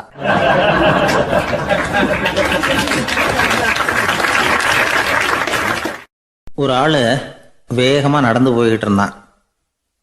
அவன் வேகமாக நடக்கிறதுக்கு காரணம் வெயில் காலம், காலில் செருப்பு இல்லை, மணல் பாதை, அதுதான் வேகம். காலில் செருப்பும் இல்லாமல் கையில் குடையும் இல்லாமல் அந்த ஆள் வெயிலில் நடந்து போய்கிட்டு இருக்கிறான். அந்த சமயத்தில் இன்னொருத்தன் குதிரை மேலே ஏறி அந்த வழியாக வந்துக்கிட்டு இருக்கிறான். அவன் காலில் செருப்பும் இருந்தது, கையில் குடையும் இருந்தது. நடந்து போய்கிட்டு இருந்தவன் அந்த குதிரை ஆசாமியை பார்த்து கேட்டான், ஐயா, நீங்களும் குதிரை மேலே உட்காந்துக்கிட்டு போய்கிட்டு இருக்கிறீங்க. அப்படி இருக்கிறப்போ உங்களுக்கு அந்த செருப்பு என்னத்துக்கு? அதை எனக்கு கொடுத்து உதவலாமே அப்படின்னா. குதிரை மேலே உட்காந்துருந்தவன் யோசனை பண்ணி பார்த்தான். இவன் சொல்கிறது நியாயம்தானே அப்படின்னு சொல்லி தன்னுடைய செருப்பை கழட்டி அந்த வழிப்போக்கனுக்கு கொடுத்துட்டான். ரொம்ப நல்லதுங்க அப்படின்னு சொல்லி இவன் அதை வாங்கி காலில் மாட்டிக்கிட்டான். அதுக்கப்புறம் மறுபடியும் இவன் ஆரம்பித்தான். ஐயா, நீங்கள் குதிரையில் போகிறதுனால போக வேண்டிய இடத்துக்கு வேகமாக போய் சேர்ந்துருவீங்க. அதனால் உங்கள் கையில் அந்த குடை என்னத்துக்கு? நான் நடந்து போயிட்டுருக்கிறவன், ரொம்ப நேரம் நடக்க வேண்டியிருக்கும் இந்த வெயிலில். அதனால் அந்த குடையையும் எனக்கு கொடுங்களேன் அப்படின்னா. குதிரை வீரன் யோசனை பண்ணி பார்த்தான். இதுவும் நியாயம்தானே அப்படின்னு அவனுக்கு தோணுச்சு. உடனே இறக்கப்பட்டு தன் காலில் இருந்த செருப்பை கொடுத்தது மாதிரியே தன் கையில் இருந்த கொடையையும் இவங்கிட்ட கொடுத்துட்டான். அதுக்கப்புறம் அவன் நிம்மதியாக புறப்பட்டான். இப்போ மறுபடியும் கை தட்டி அவனை நிறுத்தினான். கீழே நின்றுட்டு இருந்தவன், என்னப்பா ஏன் என்ன நிறுத்தினேன், இன்னும் ஏதாவது வேணுமா உனக்கு அப்படின்னா குதிரையில் இருந்தவன். இவன் மெதுவாக வாயை திறந்து அந்த குதிரையையும் என்கிட்ட கொடுத்துருங்களேன்னா. அந்த குதிரை வீரன் இப்போ ஒரு கணம் யோசனை பண்ணி பார்த்தான். உடனே என்ன பண்ணான் தெரியுமா? தன்கிட்ட இருந்த குதிரை சவுக்கை எடுத்தான். குதிரை சவுக்கால் அந்த ஆளை வாங்குவாங்கன்னு வீசி தள்ளிவிட்டான். இவ்வளவு சவுக்கடியும் வாங்கிக்கிட்டு இந்த ஆள் என்ன பண்ணான் தெரியுமா? சிரிக்கிறான். அடி வாங்கிட்டு யாராவது சிரிப்பாங்களா? குதிரை வீரனுக்கு ஒன்றும் புரியல. என்னப்பா அது, ஏன் இப்படி அடி வாங்கிட்டு இப்படி சிரிக்கிறியே அப்படின்னு கேட்டான். இப்போ அந்த வழிப்போக்கன் சொல்கிறான், ஐயா, நான் இப்படி சிரிக்கிறதுக்கு காரணம் இருக்குது. இப்படி குதிரை கேட்டு உங்ககிட்ட அடி வாங்கலேன்னு வச்சுக்கோங்க, என் உயிர் உள்ள வரைக்கும் மனசில் ஒரு தவிப்பு இருந்துக்கிட்டே இருக்கும். செருப்பையும் கொடையையும் கேட்ட உடனே கொடுத்தவன் குதிரையையும் கேட்டிருந்தா கொடுத்துருப்பானோ அப்படிங்கிற பேராசையில் ஏங்கிக்கிட்டே இருந்திருப்பேன்.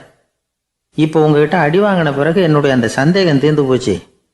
என்னுடைய ஆசைக்கு எல்லை எது அப்படிங்கிறத எனக்கு புரிஞ்சுட்டுது அப்படின்னு சொல்லிவிட்டு அவன் நடக்க ஆரம்பிச்சிட்டானான். ஆசைக்கும் எல்லை உண்டு அப்படிங்கிறத விளக்கறதுக்காக வாரியார் சுவாமிகள் சொல்கிற கதை இது. இந்த காலத்துலேயும் ஒருத்தன் அது மாதிரி கொடை செருப்போட குதிரையில் போய்கிட்டு இருந்தான். எதிரில் நடந்து வந்தவன், ஐயா உங்கள் கொடையை எனக்கு கொடுங்களேன்னு கேட்டான். உடனே அவன் குதிரையிலேருந்து கீழே குதிச்சு அவனை சாட்டையால் அடிக்க ஆரம்பிச்சிட்டான். இன்னொருத்தர் அந்த வழியாக வந்தவர் இதை பார்த்தார். ஏன்பா, அவன் கேட்டான், உன்னால் முடியலன்னா இல்லைன்னு சொல்லிட வேண்டியது தானே, அதுக்காக ஏன் இப்படி அவனை போட்டு அடிக்கிறேன்னு கேட்டார். உங்களுக்கு விவரம் புரியாது சார், காலம் ரொம்ப கெட்டு போச்சு. கேட்டதை கொடுத்தேன்னு வச்சுக்கோங்க, இந்த குதிரையே என்னோடது, அவன் திருடிக்கிட்டு போகிறான் அப்படின்னு என் பேரில் புகார் கொடுக்க ஆரம்பிச்சிருவான் சார் அப்படின்னா. அது எப்படி அவ்வளோ உறுதியாக சொல்கிறேன்னு கேட்டார் அவர். ஏற்கனவே அது மாதிரி ஒருத்தன் பேரில் புகார் கொடுத்துட்டு தான் இந்த குதிரையை நான் தள்ளிட்டு வந்துக்கிட்டு இருக்கிறேன் அப்படின்னார்.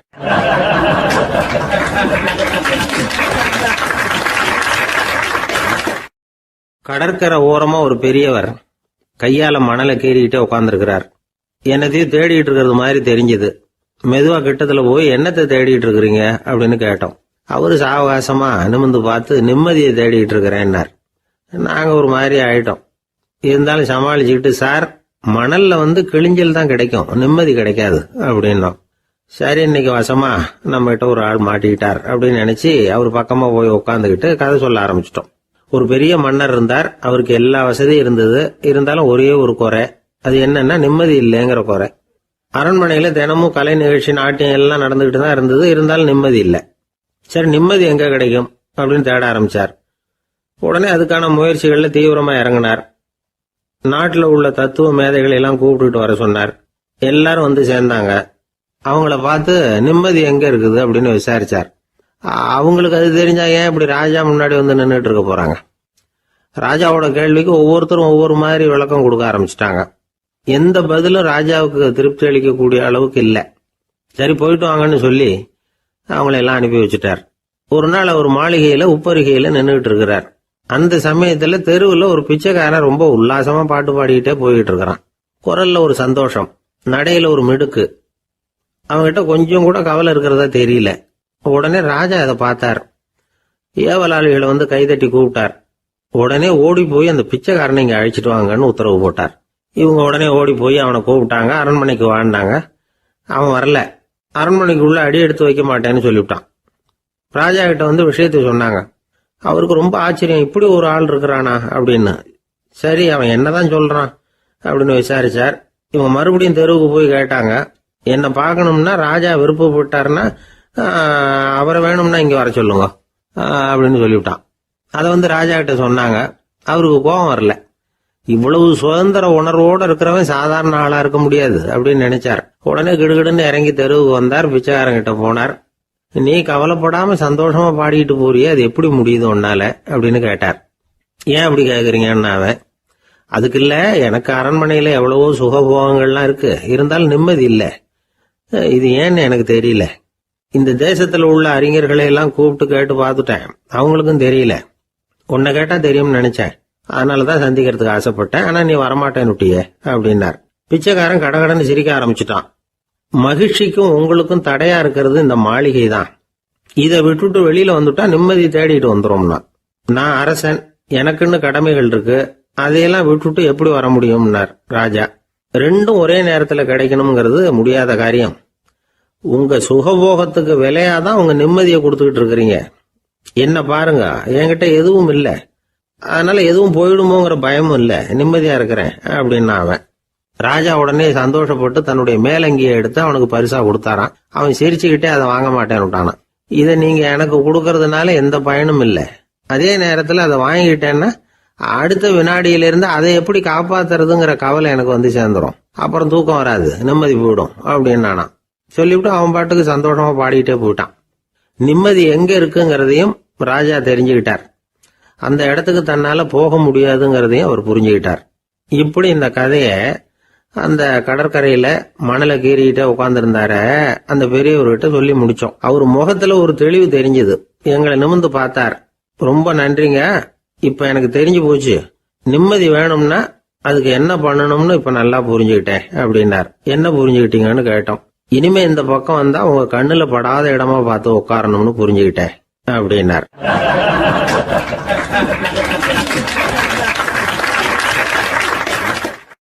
ஒரு சன்னியாசி, அவரு ஒரு நாள் ஒரு கனவு கண்டாராம். அந்த கனவுல அவர் சொர்க்கத்துக்கு போறார். அங்க ஒரு பெரிய திருவிழா நடந்துகிட்டு இருக்குது. எங்க பார்த்தாலும் அலங்கார வளைவுகள், வண்ணமயமான விளக்குகள், பாதைகள் பூரா மலர்கள், எல்லா கட்டடங்களும் ஒளிமயம். அவ்வளவு கோலாகலமா பிரம்மாண்டமா அந்த திருவிழா நடந்துகிட்டு இருக்குது. அது என்ன திருவிழாங்கிறது இந்த சன்னியாசிக்கு புரியல. அங்க எதிரில் வந்துகிட்டு இருந்த ஒருத்தரை நிறுத்தி, என்ன விசேஷம் இங்க அப்படின்னு விசாரிச்சாராம். உனக்கு தெரியாத விஷயம், இன்னைக்கு இறைவனுக்கு பிறந்த நாள், அதை தான் எல்லாரும் சேர்ந்து கொண்டாடுறோம். இதுக்காக பிரம்மாண்டமான ஊர்வலம் ஒன்று வரப்போகுது, இறைவனே அந்த ஊர்வலத்தில் கலந்துக்கிறார் அப்படின்னார் அவர். உடனே அந்த சன்னியாசி ஒரு மரத்து நிழல்ல ஒதுங்கி நின்றுக்கிட்டார். ஊர்வலம் வந்துகிட்டு இருக்குது. முதல்ல ஒரு குதிரை வந்துகிட்டு இருக்கு, அது மேலே ஒருத்தர் உட்காந்துருக்கிறார். அவருக்கு பின்னாடி நிறைய பேர் கூட்டமாக வந்துகிட்டு இருக்கிறாங்க. இவ்வளவு கூட்டம் இவர் பின்னாடி வருதே, யார் இவர் அப்படின்னு கேட்டார். ஒரு மதத்தின் பெயரை சொல்லி, இவர் அந்த மதத்தின் தலைவர், அவரை பின்பற்றுகிற மக்கள் கூட்டம் பின்னாடி வந்துகிட்டு இருக்குது அப்படின்னு விவரம் சொல்லியிருக்கிறாங்க. இவங்களுக்கு அடுத்தபடியா இன்னொரு குதிரையில் ஒருத்தர் வந்துகிட்டு இருக்கிறார். அவருக்கு பின்னாடி ஏகப்பட்ட கூட்டம். இவர் யாருங்க அப்படின்னு கேட்டிருக்கார் சன்னியாசி. அங்கே இருக்கிறவங்க விவரம் சொல்லியிருக்கிறாங்க. இன்னொரு மதத்தின் பெயரை சொல்லி, இவர் அந்த மதத்தினுடைய தலைவர், அவர் வழியை பின்பற்றுகிறவர்கள் அவர் பின்னாடி கூட்டமாக வந்துகிட்டு இருக்கிறாங்க அப்படின்ட்டு இருக்காங்க. இப்படி ஒவ்வொருத்தராக குதிரை மேலே வந்துக்கிட்டே இருக்கிறாங்க. அவங்கள பின்பற்றியும் ஒவ்வொரு கூட்டம் வந்துக்கிட்டே இருக்குது. அந்த பெரிய ஊர்வலம் அது பாட்டுக்கு போய்கிட்டு இருக்குது. கடைசியாக அது முடிஞ்சது ரொம்ப நேரம் கழித்து. அதுக்கப்புறம் கொஞ்சம் நேரம் கழித்து ஒரு வயசான ஆள் குதிரை மேலே வந்துக்கிட்டு இருக்கிறார். ஆனால் அவருக்கு பின்னாடி யாருமே இல்லை. அவர் பரிதாபமாக தனியாக வந்துக்கிட்டு இருக்கிறார். அவர் அந்த ஊர்வலத்தை சேர்ந்தவரா இல்லையாங்கிறதே தெரியல.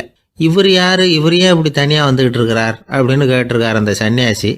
என்னது இப்படி கேட்குறீங்க, இவர் தான் கடவுள், இவருக்காக தான் இன்றைக்கி இந்த ஊர்வலமே நடக்குது, இவருக்கு தான் இன்றைக்கி பிறந்த நாள், முன்னாடி போகிற ஊர்வலம் பூரா இவருடைய பிறந்த நாளை கொண்டாடுறதுக்காக தான் அப்படின்ட்டுருக்காங்க. இதை கேட்டதும் அந்த சன்னியாசிக்கு திடுக்குன்னு தூக்கி போட்டிருக்கு. இது வரைக்கும் கனவு கண்டுகிட்டு இருந்தவர் முடிச்சுக்கிட்டார். அதுக்கப்புறம் தான் யோசித்து பார்த்துருக்கார். உண்மைதான், மக்கள் எல்லாரும் பக்தி மார்க்கத்தில் போகிறதா நினச்சிக்கிட்டு பாதை மாறி போய்கிட்டு இருக்கிறாங்க. கடவுளை பின்பற்றுவதாக நினைக்கிறாங்க பக்தர்கள், ஆனால் கடவுளுக்கு பின்னாடி யாருமே இல்லை. இன்னமும் இயல்பாக இதை பற்றி யோசித்து பார்த்தா உண்மைக்கு பின்னாடி தான் நான் போய்கிட்டு இருக்கேன் அப்படின்னு நிறைய பேர் சொல்கிறாங்க. ஆனால் அந்த உண்மை அனாதையாக போய்கிட்டு இருக்குது. அப்படி ஆயிட்டுது உலகம். இந்த காலத்துலேயும் ஒரு ஊர்வலம், ஒரு பெரிய மனுஷருக்கு பிறந்த நாள் விழா. அவர் குதிரை மேலே ஏறி முன்னாடி போயிட்டுருக்கிறார். அவருக்கு பின்னாடி ஒரு 100 பேர் தொண்டர்கள். அவங்க பாட்டுக்கு போகிறாங்க. எல்லாம் பணம் கொடுத்து ஏற்பாடு பண்ணவங்க. எல்லாம் பணம் வாங்கிட்டு முன்னாடி போயிட்டுருக்குறாங்க.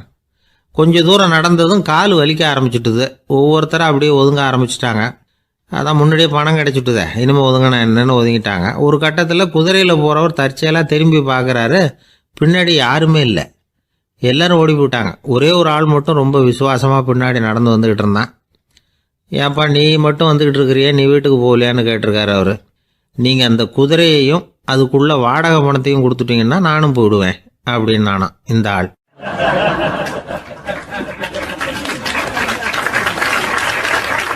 ஒரு ஊரில் ஒரு ஆள் இருந்தான். தையல் கடை வச்சுருந்தான். அவங்ககிட்ட ஒருத்தன் ஒரு சட்டை துணி எடுத்து கொடுத்து தைக்க சொல்லியிருந்தான்.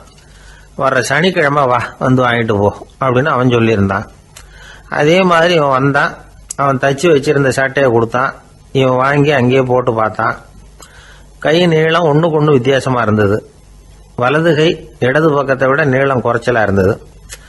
அவன் முணுமுணுக்க ஆரம்பிச்சுட்டான். என்ன இது இப்படி தைச்சுட்டியேன்னு. இதுக்கு அவன் சொன்னான், ஐயையோ இதுக்காகவா சங்கடப்படுறீங்க, வலது கையை மட்டும் கொஞ்சம் உள்ள இழுத்தாப்புல வச்சுக்கிட்டீங்கன்னா சரியா போகுது. மற்றபடி அந்த சட்டையில் உள்ள கலை அம்சத்தை கவனிங்க, எவ்வளோ அற்புதமாக தைச்சிருக்கேன் பாருங்க. ஒரு சின்ன குறைய இப்படிலாம் பொருட்படுத்த வேண்டியதில்லை.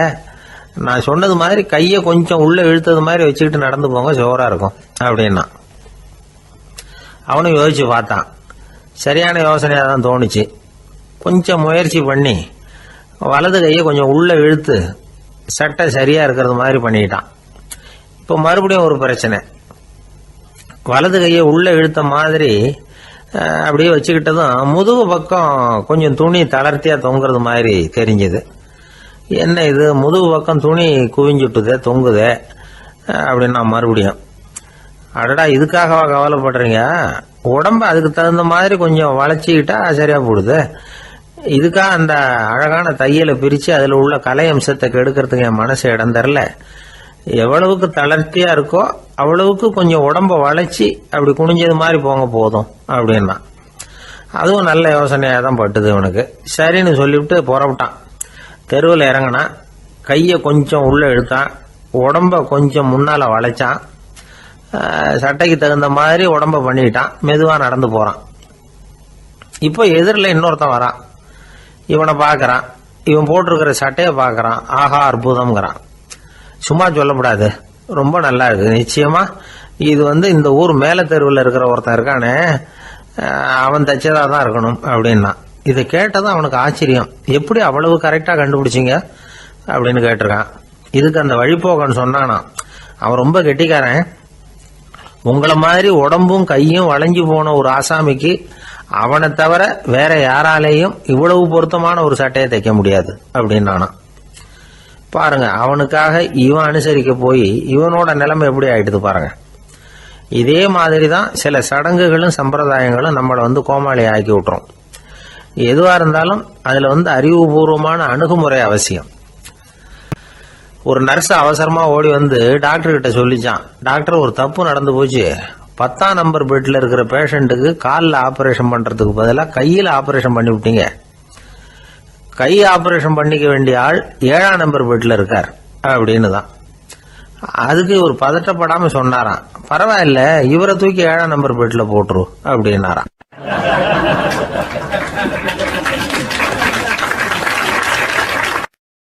ஒரு ஊர்ல ஒருத்தர் இருந்தார். ரொம்ப நல்லவர். யாருக்காவது ஏதாவது கொடுத்துக்கிட்டே இருப்பார். கொடையாளி. தினமும் யாராவது ஒருத்தருக்கு ஏதாவது கொடுக்கலன்னா அவருக்கு தூக்கம் வராது. அப்படி ஒரு பழக்கம். அது மட்டும் இல்லை, அவர் கொடுக்கறது அடுத்தவங்களுக்கு தெரியாது. அவ்வளவு ரகசியமா அதை கொடுப்பார். வலது கை கொடுக்கறது இடது கைக்கு தெரியக்கூடாதுன்னு சொல்லுவாங்கல்ல, அது மாதிரி அவர். ஒரு நாள் ராத்திரி அவர் ஏற்கனவே தயாராக கட்டி வச்சிருந்த பணம் முடிச்ச கையில் எடுத்துக்கிட்டு வீட்டை விட்டு வெளியில் வந்தார். தெருவில் இறங்கி நடந்தார். இன்னைக்கு யாருக்கு தர்மம் செய்யறது அப்படின்னு யோசனை பண்ணிட்டு இருட்டில் நடந்து வந்துகிட்டு இருக்கிறார். யாரோ ஒருத்தர் எதிரில் வர்றது மாதிரி தெரிஞ்சுது. உடனே அவர் கிட்ட போனார். தன்கிட்ட இருந்த பணம் முடிச்சு அவசரமாக அவர் கையில் திணிச்சுட்டு திரும்பி வந்துட்டார். அப்பாடா, ஒரு வழியாக யாருக்கும் தெரியாமல் இன்னைக்கு தர்மம் பண்ணியாச்சு அப்படிங்கிற மகிழ்ச்சி, மன நிறைவு அவர் முகத்தில். நிம்மதியாக தூங்கினார். அப்புறம் எழுந்திரிச்சார். மறுநாள் காலையில் ஊர் பூரா ஒரே பேச்சு. என்ன பேச்சுன்னா, நேற்று ராத்திரி ஒரு திருடன் கையில் யாரோ பணத்தை கொடுத்துட்டு போயிருக்கிறாங்க அப்படின்னு எல்லாரும் பேசிக்கிட்டு இருக்கிறாங்க. இதை கேள்விப்பட்டதும் அந்த பெரியவருக்கு ரொம்ப வருத்தமாக போச்சு. அடடா, போயும் ஒரு திருடனுக்காக உதவி பண்ணியிருக்கிறோம், பிரயோஜனம் இல்லாமல் போட்டுதே அப்படின்னு நினச்சார். சரி, இன்னைக்கும் யாருக்காவது உதவி பண்ணணும் அப்படின்னு முடிவு பண்ணினார். ராத்திரி நேரம் வந்தது. இவர் வழக்கம் போல் தெருவில் இறங்கி நடந்தார். கையில் பணம் முடிச்சு. எதிரில் ஒரு பெண் உருவம் மங்கலாக தெரிஞ்சது. இவர் உடனே அந்த பெண்கிட்ட பணத்தை கொடுத்துட்டு திருப்தியாக திரும்பி வந்துட்டார். மறுநாள் காலையில் ஊர் பூரா என்ன பேசிக்கிட்டாங்க தெரியுமா? நேற்று ராத்திரி நெறி தவறி நடக்கிற ஒரு பெண்ணின் கையில் யாரோ பணத்தை வச்சுட்டு போயிருக்கிறாங்க அப்படின்னு எல்லாரும் பேசிக்கிறாங்க. அடடா, இன்னைக்கும் தவறுதலாக நடந்து போச்சு அப்படின்னு ஒரு வருத்தப்பட்டார். இருக்கட்டும், இன்னைக்கும் ஏதாவது தர்மம் பண்ணுவோம் அப்படின்னு நினச்சிக்கிட்டாரு.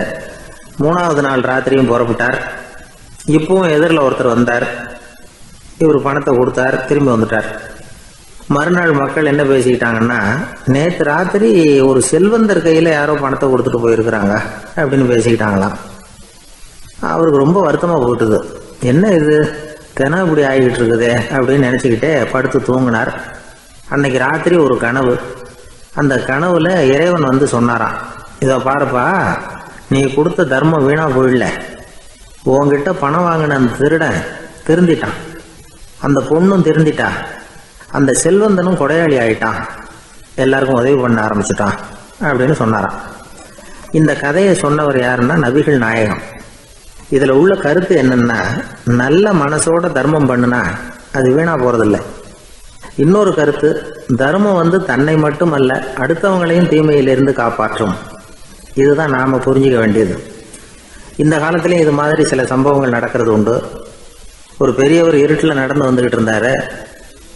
எதிரில் வந்த ஒருத்தன் வலுக்கட்டாயமாக ஒரு கையை பிடிச்சி ஒரு பண முடிப்பை கொடுத்து வச்சுக்க சொல்லிவிட்டு விலகி போயிட்டான்.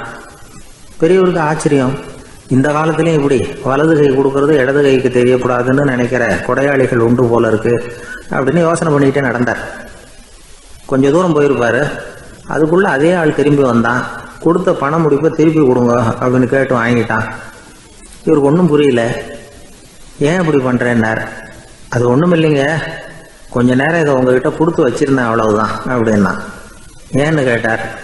என்னை பின்னாடி போலீஸ் தேடிக்கிட்டு வந்துக்கிட்டு இருக்குது, அதுதான் அப்படி பண்ணேன், இப்போ போயிட்டுது, இனிமேல் ஒன்றும் பயமில்லை அப்படின்னு சொல்லிவிட்டு அவன் பாட்டுக்கு நடந்து போகிறான்.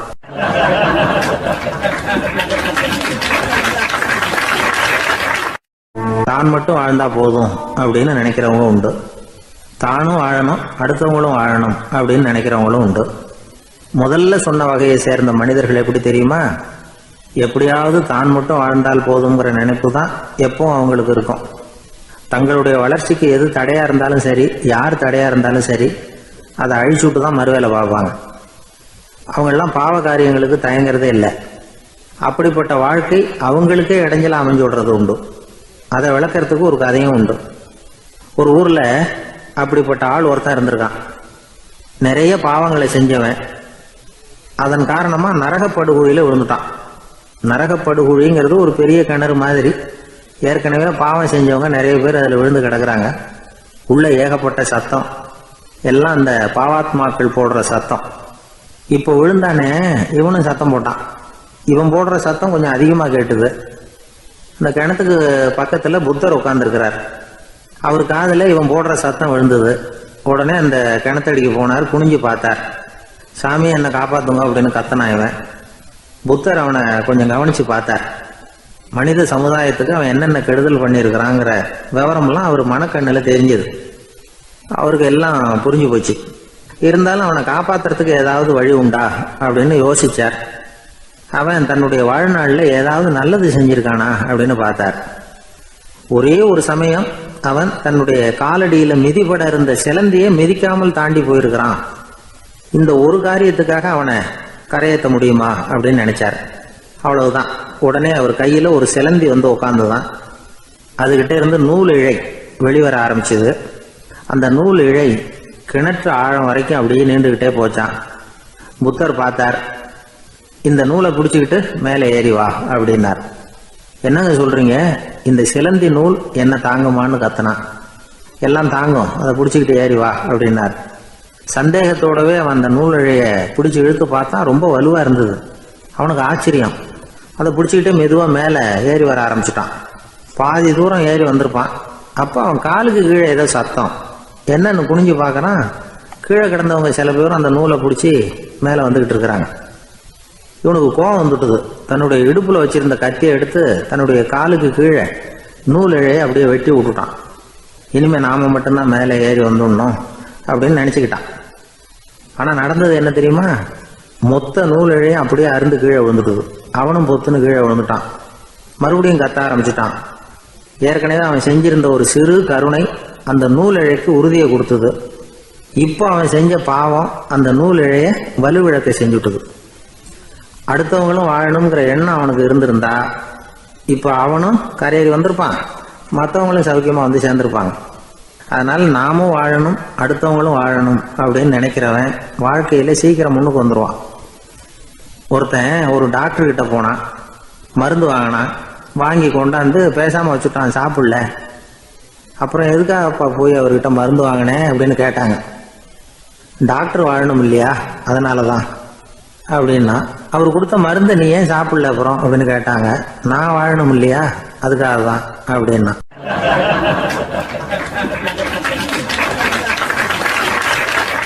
அவர் ஒரு பெரிய குடும்பத்துல பிறந்தவர்.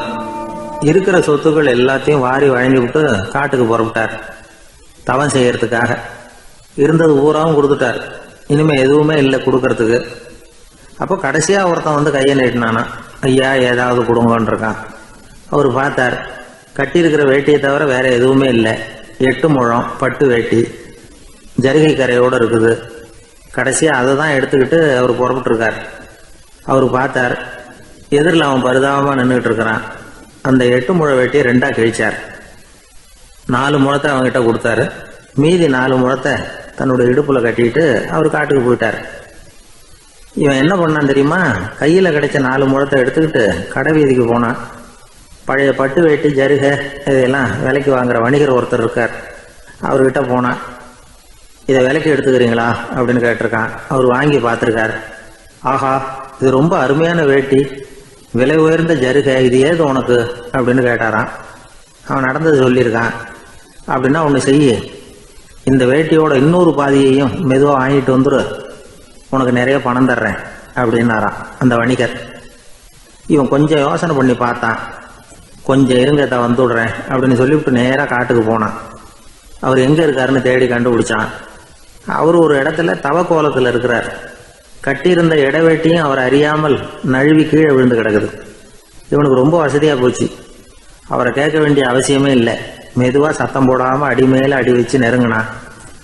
அவர் கண்ணை மூடிக்கிட்டு அவர் பாட்டு நின்றுட்டு இருக்கிறார். இவன் மெதுவாக போய் கீழே கிடந்த அந்த துணியை எடுத்துக்கிட்டு சத்தம் போடாமல் திரும்பி நடந்தான். ஒரு 2-3 அடி எடுத்து வச்சிருப்பான். அப்படி ஓட ஆரம்பிக்கிற சமயத்தில் அவன் காலில் கீழே கிடந்த முள்ளு ஒன்று நறுக்குன்னு தச்சு விட்டுது. வலி தாங்க முடியாமல் அம்மான்னு கத்தியிருக்கான்.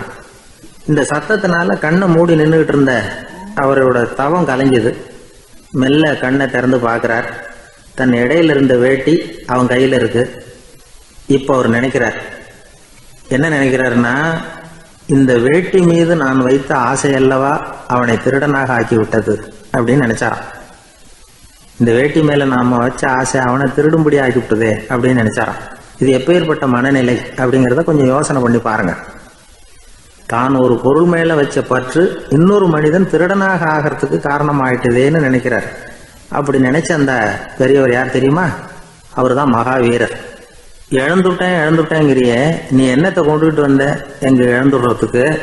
நீ என்னத்தை உண்டாக்குன இது அழிஞ்சுட்டுதுன்னு சொல்றதுக்கு? இதுதான் அவருடைய சிந்தனை. இன்றைக்கு நம்ம சிந்தனையெல்லாம் வேற மாதிரி இருக்குது. ஒருத்தன் நடுத்தருவில் உட்காந்து அழுதுகிட்டு இருந்தான். அந்த வழியா வந்தவர் ஒருத்தர், ஏன்பா அழறேன்னு கேட்டாராம். 5 ரூபா சார், இந்த இடத்துல விழுந்துட்டுது, ரொம்ப நேரமா தேடுறேன், கிடைக்காது போல இருக்கு அப்படின்னு சொல்லிவிட்டு அழறான்.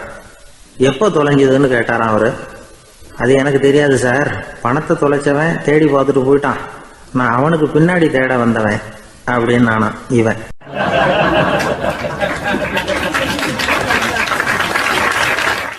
ஒரு ஊரில் ஒரு ஆள் இருந்தான். அவன் ஒரு நாள் கோயிலுக்கு போனான். கடவுள்கிட்ட வேண்டிக்கிட்டான், எனக்கு ஒரு 1,00,000 ரூபா நீ கொடுத்தா நான் உன் சன்னதியில் ஒரு தேங்காய் உடைக்கிறேன் அப்படின்னு வேண்டிக்கிட்டான். கடவுள் பார்த்தார். உடனே அவன் கண் முன்னாடி தோன்றினார். இந்தா நீ கேட்ட 1,00,000 ரூபாய் அப்படின்னு சொல்லி அவன் கையில் பணத்தை கொடுத்துட்டு மறைஞ்சிட்டார். இவனால் நம்பவே முடியல. இவ்வளவு சுலபமாக கிடைக்கும்னு தெரிஞ்சிருந்தா அனாவசியமாக ஒரு தேங்காய் உடைக்கிறேன்னு வேண்டியிருக்க வேண்டியது இல்லையே அப்படின்னு நினச்சான். இருந்தாலும் வேண்டுதலை நிறைவேற்ற வேண்டியது கடமை. அதுக்காக என்ன பண்ணால், பக்கத்தில் ஒரு கடைக்கு போனான்.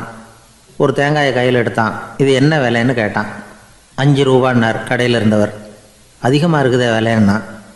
அப்படின்னா ஒன்று செய்யுங்க, அடுத்த ஊருக்கு போங்க, அங்கே தென்னந்தோப்பு அதிகம், அதனால் அங்கே இதை விட குறைஞ்ச விலைக்கு கிடைக்கும் அப்படின்னார். சரின்னு அடுத்த ஊருக்கு கிளம்புனான். அங்கே போய் விசாரித்தான். ஒரு தேங்காய் 3 ரூபாய் விலைன்னாங்க. இதுவும் அதிகமாக தெரியுதேன்னா.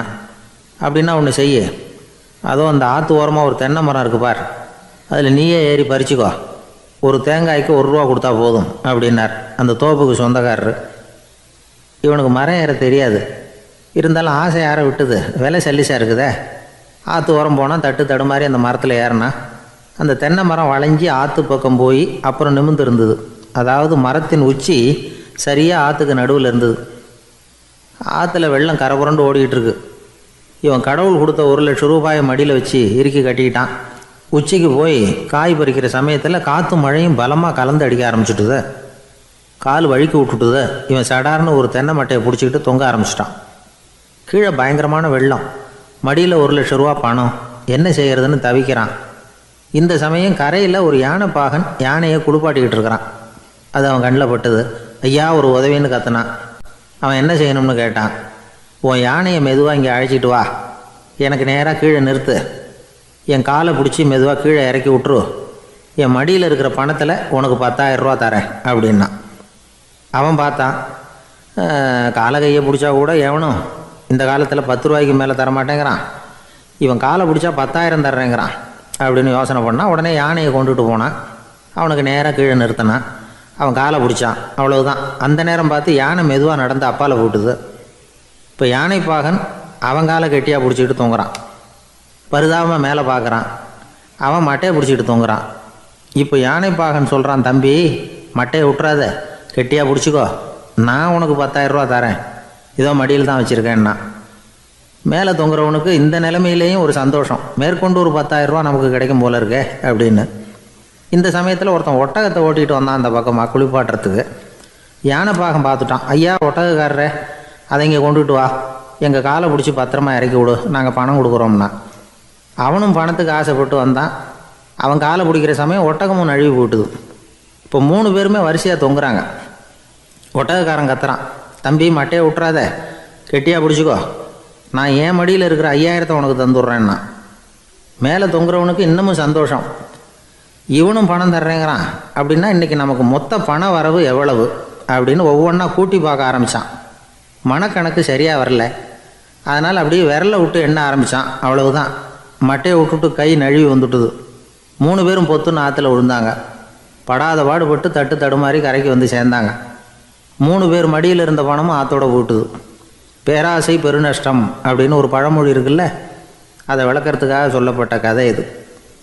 இந்த காலத்தில் ஒருத்தர் ஒரு நீச்சல் குளத்தில் நீச்சல் அடிச்சுக்கிட்டு இருக்கிறார்.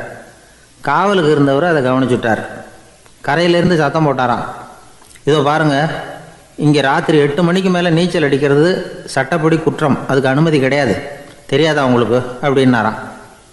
இதுக்கு அவர், ஐயையோ நான் நீச்சல் அடிக்க வந்தவன் இல்லைங்க, சும்மா சுற்றி பார்க்க வந்தவன், தடுமாறி குளத்தில் விழுந்துட்டேன், நீச்சல் தெரியாது, அதனால் தத்தளிச்சுக்கிட்டு இருக்கிறேன் அப்படின்னு கத்துனாராம். கரையில் இருந்தவர் பார்த்தார். ஓ அப்படின்னா சரி, அதுக்கு ஒன்றும் தடை இல்லை அப்படின்னு சொல்லிவிட்டு அவர் பாட்டு நடந்து போயிட்டாராம்.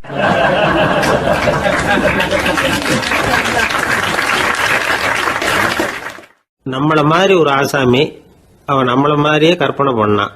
அதாவது நாம தான் இந்த உலகத்தில் ரொம்பவும் கஷ்டப்படுறோம், மற்றவங்கெல்லாம் சந்தோஷமா இருக்கிறாங்க அப்படின்னு அவன் நினச்சிக்கிட்டான்.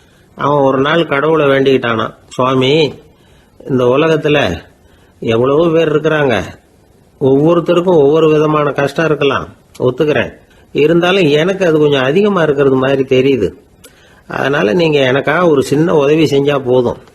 அது வேற ஒண்ணும் இல்லை, என்கிட்ட இருக்கிற துயரங்களை இன்னொருத்தர் யாருகிட்டயாவது கொடுத்துருங்க, அவர்கிட்ட இருக்கிற துயரங்களை என்கிட்ட மாத்தி கொடுத்துருங்க. ஒரு மியூச்சுவல் டிரான்ஸ்பர், அவ்வளவுதான். அப்படி பண்ணிவிட்டா போதும் அப்படின்னு வேண்டிக்கிட்டானான். அன்னைக்கு ராத்திரியே அவன் ஒரு கனவு கண்டிருக்கான். வானத்திலிருந்து ஒரு குரல் கேட்டிருக்கு. அது என்ன சொல்லிச்சு தெரியுமா? ஏ ஜனங்களே, எல்லாரும் அவங்கவுங்க கஷ்டங்களை ஒரு பையில போட்டு எடுத்துக்குங்க. அப்படி எடுத்துக்கிட்டு நேரா இந்த ஊர் எல்லையில இருக்கிற கோயிலுக்கு வந்து சேருங்க அப்படின்னு அந்த குரல். ஆஹா, கடவுள் நம்ம பிரார்த்தனைக்கு செவி சாய்ச்சுட்டார் அப்படின்னு சந்தோஷப்பட்டான் இவன். உடனே என்ன பண்ணான்? தன்கிட்ட இருந்த கஷ்டத்தையெல்லாம் ஒரு சாக்கு பையில போட்டு எடுத்துக்கிட்டான். வீட்டை விட்டு வெளியில வந்தான். தெருவில் இறங்கி நடக்கிறான். அங்க பார்த்தா ஏகப்பட்ட பேர் ஆளுக்கு ஒரு பைய தூக்கிக்கிட்டு கோயிலுக்கு போயிட்டு இருக்கிறாங்க. சில பேர் மூட்டையா கட்டி தலையில சுமந்துக்கிட்டு போயிட்டு இருக்கிறாங்க. இவன் பார்த்தான். இவனுக்கு ரொம்ப ஆச்சரியமா இருந்தது. ஏன்னா எல்லாரும் வச்சிருக்கிற பைய இவன் பைய விட பெருசா இருந்தது. இவன் பை தான் இருக்கிறதுலயே கொஞ்சம் சின்னதா தெரிஞ்சது. இப்ப அவன் மறுபடியும் சாமியை வேண்டிக்கிட்டான். கடவுளே, இப்ப உள்ள சூழ்நிலையை கவனிச்சா என்கிட்ட இருக்கிற பைய பரவாயில்லன்னு தோணுது. அதனால வேற பை எதையும் மாத்த வேணாம், இதுவே பரவாயில்ல, இந்த பையோட திரும்பி வீட்டுக்கு போனா போதும்னு நினைக்கிறேன் அப்படின்னு ஏதோ நினைக்க ஆரம்பிச்சுட்டான் அவன். எல்லாரும் கோயிலுக்கு போய் சேர்ந்தாங்க. கோயில்ல அந்த குரல் மறுபடியும் கேட்டுது. எல்லாரும் அவங்கவுங்க பைகளை சோகத்துல தொங்க விடுங்க. திடீர்னு விளக்குகள் அணையும், மணி அடிக்கப்படும், அதுதான் அடையாளம். அந்த சமயத்துல இருட்டுல உங்களுக்கு வேண்டிய பைய நீங்க மாத்தி எடுத்துக்கலாம், தேர்ந்தெடுத்துக்கலாம்.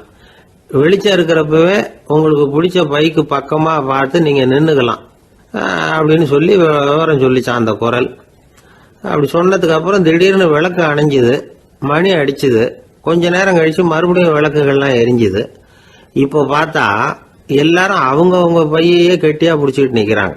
இவனும் அப்படியே நிக்கிறான். இவன் மெதுவா பக்கத்துல நிக்கிறவங்கிட்ட கேட்டானா, ஏன் நீங்க பைய கையிலேயே வச்சிருக்கிறீங்க, செவுத்துல மாட்டலையா அப்படின்னு கேட்டிருக்கான். இல்லப்பா, நீ ஏன் கையிலேயே வச்சிருக்கிறியோ அதே காரணத்துக்காக தான் நாங்களும் வச்சிருக்கிறோம்.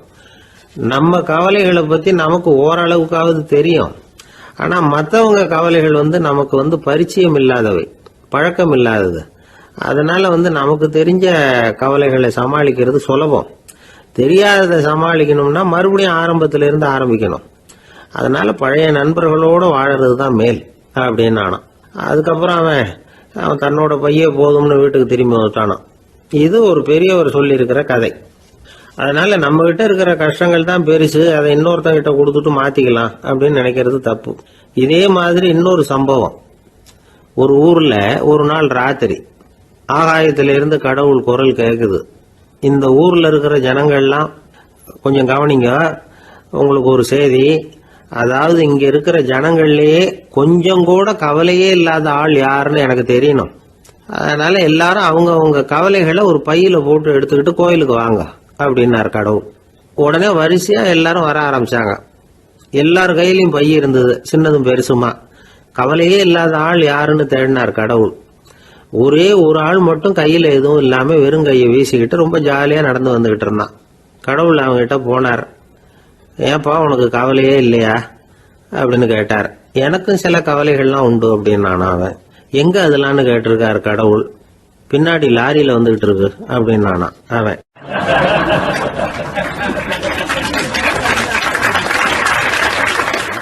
அசோக மன்னர் வந்துகிட்டு இருக்கார். அவருடைய ஆலோசகர்கள் எல்லாம் பக்கத்துல வந்துகிட்டு இருக்கிறாங்க. அந்த சமயத்துல எதிரில் ஒரு புத்த பிக்ஷு வர்றார். அசோகர் பார்க்கிறார். ஓடி போய் அவர் காலில் விழுந்து வணங்குறார். அசோக மன்னரின் தலை அந்த புத்த துறவியின் பாதத்துல பட்டுக்கிட்டு இருக்கு.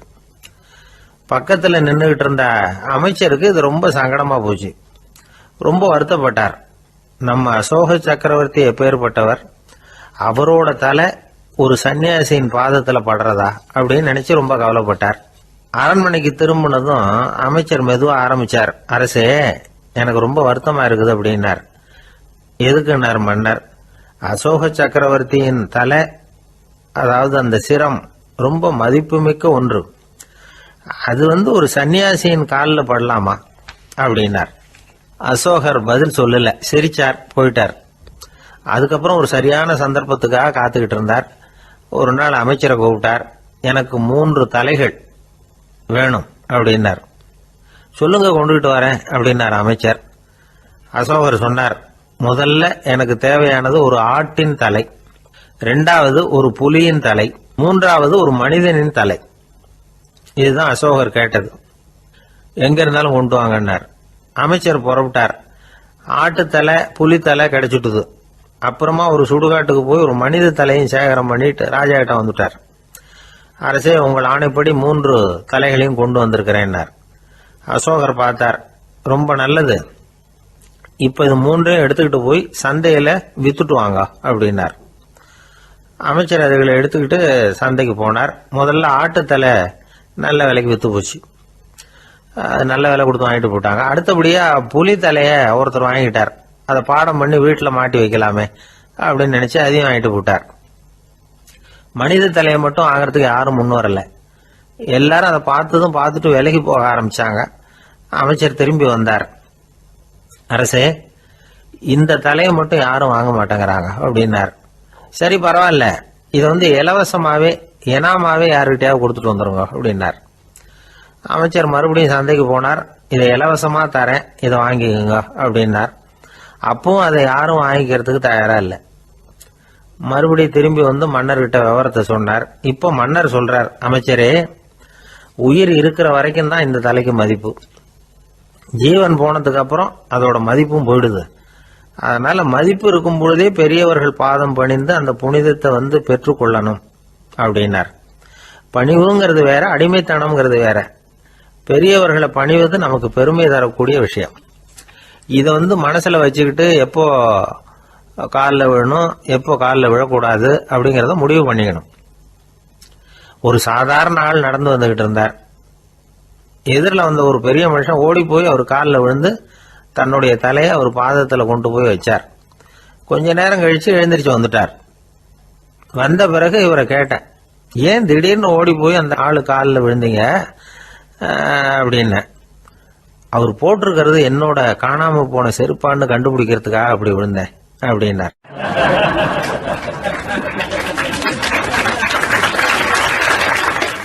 ஒரு காட்டுல ஒரு நரி இருந்தது. ஒரு நாள் காலை நேரம் அது தன்னுடைய இருப்பிடத்திலிருந்து வெளியில வந்தது. கொஞ்ச தூரம் நடந்து வந்தது. அப்பதான் அது தன்னோட நிழலை கவனிச்சு பார்த்தது. பார்த்தா அது ரொம்ப நீளமா பெருசா இருக்குது. காலை நேரத்துல நிழல் அப்படித்தானே இருக்கும். ஆனா அந்த நரிக்கு அந்த விஷயம் தெரியல. தன்னுடைய நீண்ட பெரிய நிழலை பார்த்து ஆச்சரியப்பட்டது. ஆஹா, நாம இவ்வளவு பெருசாவா இருக்கிறோம் அப்படின்னா என்னுடைய காலை சாப்பாட்டுக்கு ஒரு யானை இல்லைன்னா ஒரு ஒட்டகம் கிடைச்சாதான் சரியா இருக்கும் போல இருக்கு அப்படின்னு முடிவு பண்ணிக்கிட்டது. உடனே ஒரு யானை அல்லது ஒட்டகத்தை தேடி அலைஞ்சது, எங்க கிடைக்கும்னு. கிடைக்கவே இல்லை. மத்தியானம் 12 மணி ஆயிட்டுது. பசியோட அலையுது. இப்ப தன்னோட நிழலை பார்த்தது. அது மத்தியான நிழல் எப்படி இருக்கும், அது ரொம்பவும் குறுகி போய் தெரிஞ்சது. உடனே அந்த நரி என்ன நினைச்சுக்கிட்டு தான் தெரியுமா, காலை ஆகாரம் சாப்பிடாததுனால நம்ம உடம்பு இப்படி அழிச்சு போட்டுதே அப்படின்னு நினைச்சுக்கிட்டு தான். கொஞ்ச நேரம் கழிச்சு மறுபடியும் தன்னுடைய நிழலை பார்க்குது. அது இன்னமும் குறுகி போய் காலடியிலேயே வந்துட்டுது. அதுக்கு பயமா போயிடுது. ஐயையோ, இன்னும் கொஞ்ச நேரத்துல நாம இறந்துருவோம் போல இருக்க. இப்ப என்ன செய்யறது? இந்த சமயத்துல ஒரு எறும்பு கிடைச்சா கூட போதும், அதை நம்ம காலை ஆகாரமா நினைச்சு சாப்பிட்டுள்ளாமே அப்படின்னு நினைச்சுதான். நம்முடைய நிழல் கூட நம்மள மாதிரியே தான் அடிக்கடி மாறிக்கிட்டே தான் இருக்குது. அது எப்பவும் ஒரே மாதிரி இருக்கிறது இல்ல. மனிதனுக்கு ஏற்படுகிற தன்முனைப்பு இருக்கு பாருங்க, ஈகோ, அது கூட ஒரு நிழல் மாதிரி தானா. அப்படி நினைக்க ஆரம்பிச்சுட்டா அதனால ஏதும் பிரச்சனை வராதான். தன்முனைப்பை நிழல் போலவே ஏற்றுக்கொள்ளுங்கள் அப்படிங்கிறது பெரியவங்க கருத்து.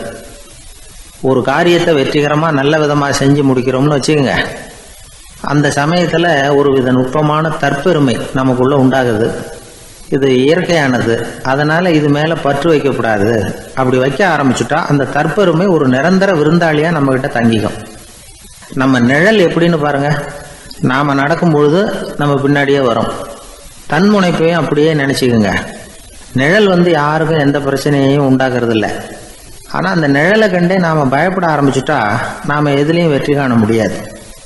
நிழலோட சண்டை போடக்கூடாது. அது மாதிரி தன்முனைப்போடவும் நாம சண்டை போட வேண்டியதில்லை. இல்லாத ஒன்றோடு சண்டை போடுறது எப்படின்னா, அது இருட்டோட சண்டை போடுறது மாதிரி. நாம் நிழல் கிடையாது, நம்மகிட்ட இருக்கிற தன்முனைப்பு ஒரு நிழல். நம்ம நிழலையும் நமக்கு சமமாக பார்க்குறோம் பாருங்க, அங்கே தான் சிக்கலே ஆரம்பம். இப்போ நாம் நடந்து போய்கிட்டு இருக்கிறோம், நம்ம நிழல் தரையில் விழுது. யாரோ ஒருத்தர் நம்ம நிழல் மேலே காலை வச்சு நடந்து போகிறார். உடனே அவர்கிட்ட சண்டைக்கா போகிறோம், ஏண்டா என் நிழலை மிதிச்ச அப்படின்னு. நமக்கு தெரியும் அது நிழல் தாங்கிறது. அவர் உங்கள் மேலே நடக்கலை, உங்களுடைய நிழல் மேலே தான் நடக்கிறார். அது மாதிரி உங்கள் தன்முனைப்பின் மேலே யாராவது நடந்தா உங்களை அவமானப்படுத்துறதா நினைக்கிறீங்க. காரணம், நாமளும் நம்ம தன்முனைப்பும் ஒன்றுங்கிற நினைப்பு தான் காரணம், மற்றபடி வேற ஒன்றும் கிடையாது. நம்ம நிழல் மேலே நடக்கிறவர் நம்மளை காயப்படுத்துறதில்லை. தன்முனைப்பை வேண்டாத ஒன்றாவும் பார்க்க வேண்டியதில்லை. அது இயற்கை. நிழலை உங்கள் முன்னாடி வைக்க வேணாம், அது உங்கள் பின்னாடியே இருக்கட்டும். நிழலின் நிழலாகி விடாதீர்கள், நீங்கள் நீங்களாகவே இருங்கள். இதுதான் சான்றோர் சிந்தனை. ஒரு பேருந்துல ஒரே நெரிசல். ஒருத்தர் பக்கத்தில் நின்றுகிட்டு இருந்தவர்கிட்ட ரொம்ப பணிவாக விசாரிச்சார், ஏன் சார் நீங்கள் ஏதாவது பெரிய உத்தியோகத்தில் இருக்கிறீங்களா அப்படின்னார். அப்படிலாம் ஒன்றும் இல்லைங்கன்னார் அவர். அப்படின்னா வேற ஏதாவது அரசியலில் பெரிய பதவியில் இருக்கிறீங்களா அப்படின்னு கேட்டார். அதுவும் இல்லைங்கன்னார். சரி, பணமாவது அதிகமாக வச்சுருக்கீங்களா அப்படின்னு கேட்டார். அப்படிலாம் ஒன்றும் கிடையாது சார்னார் அவர். அப்புறம் எதுக்குடா என் காலை மிதிச்சுக்கிட்டு இருக்கிற, எடுறா காலை அப்படின்னாராம் இவர்.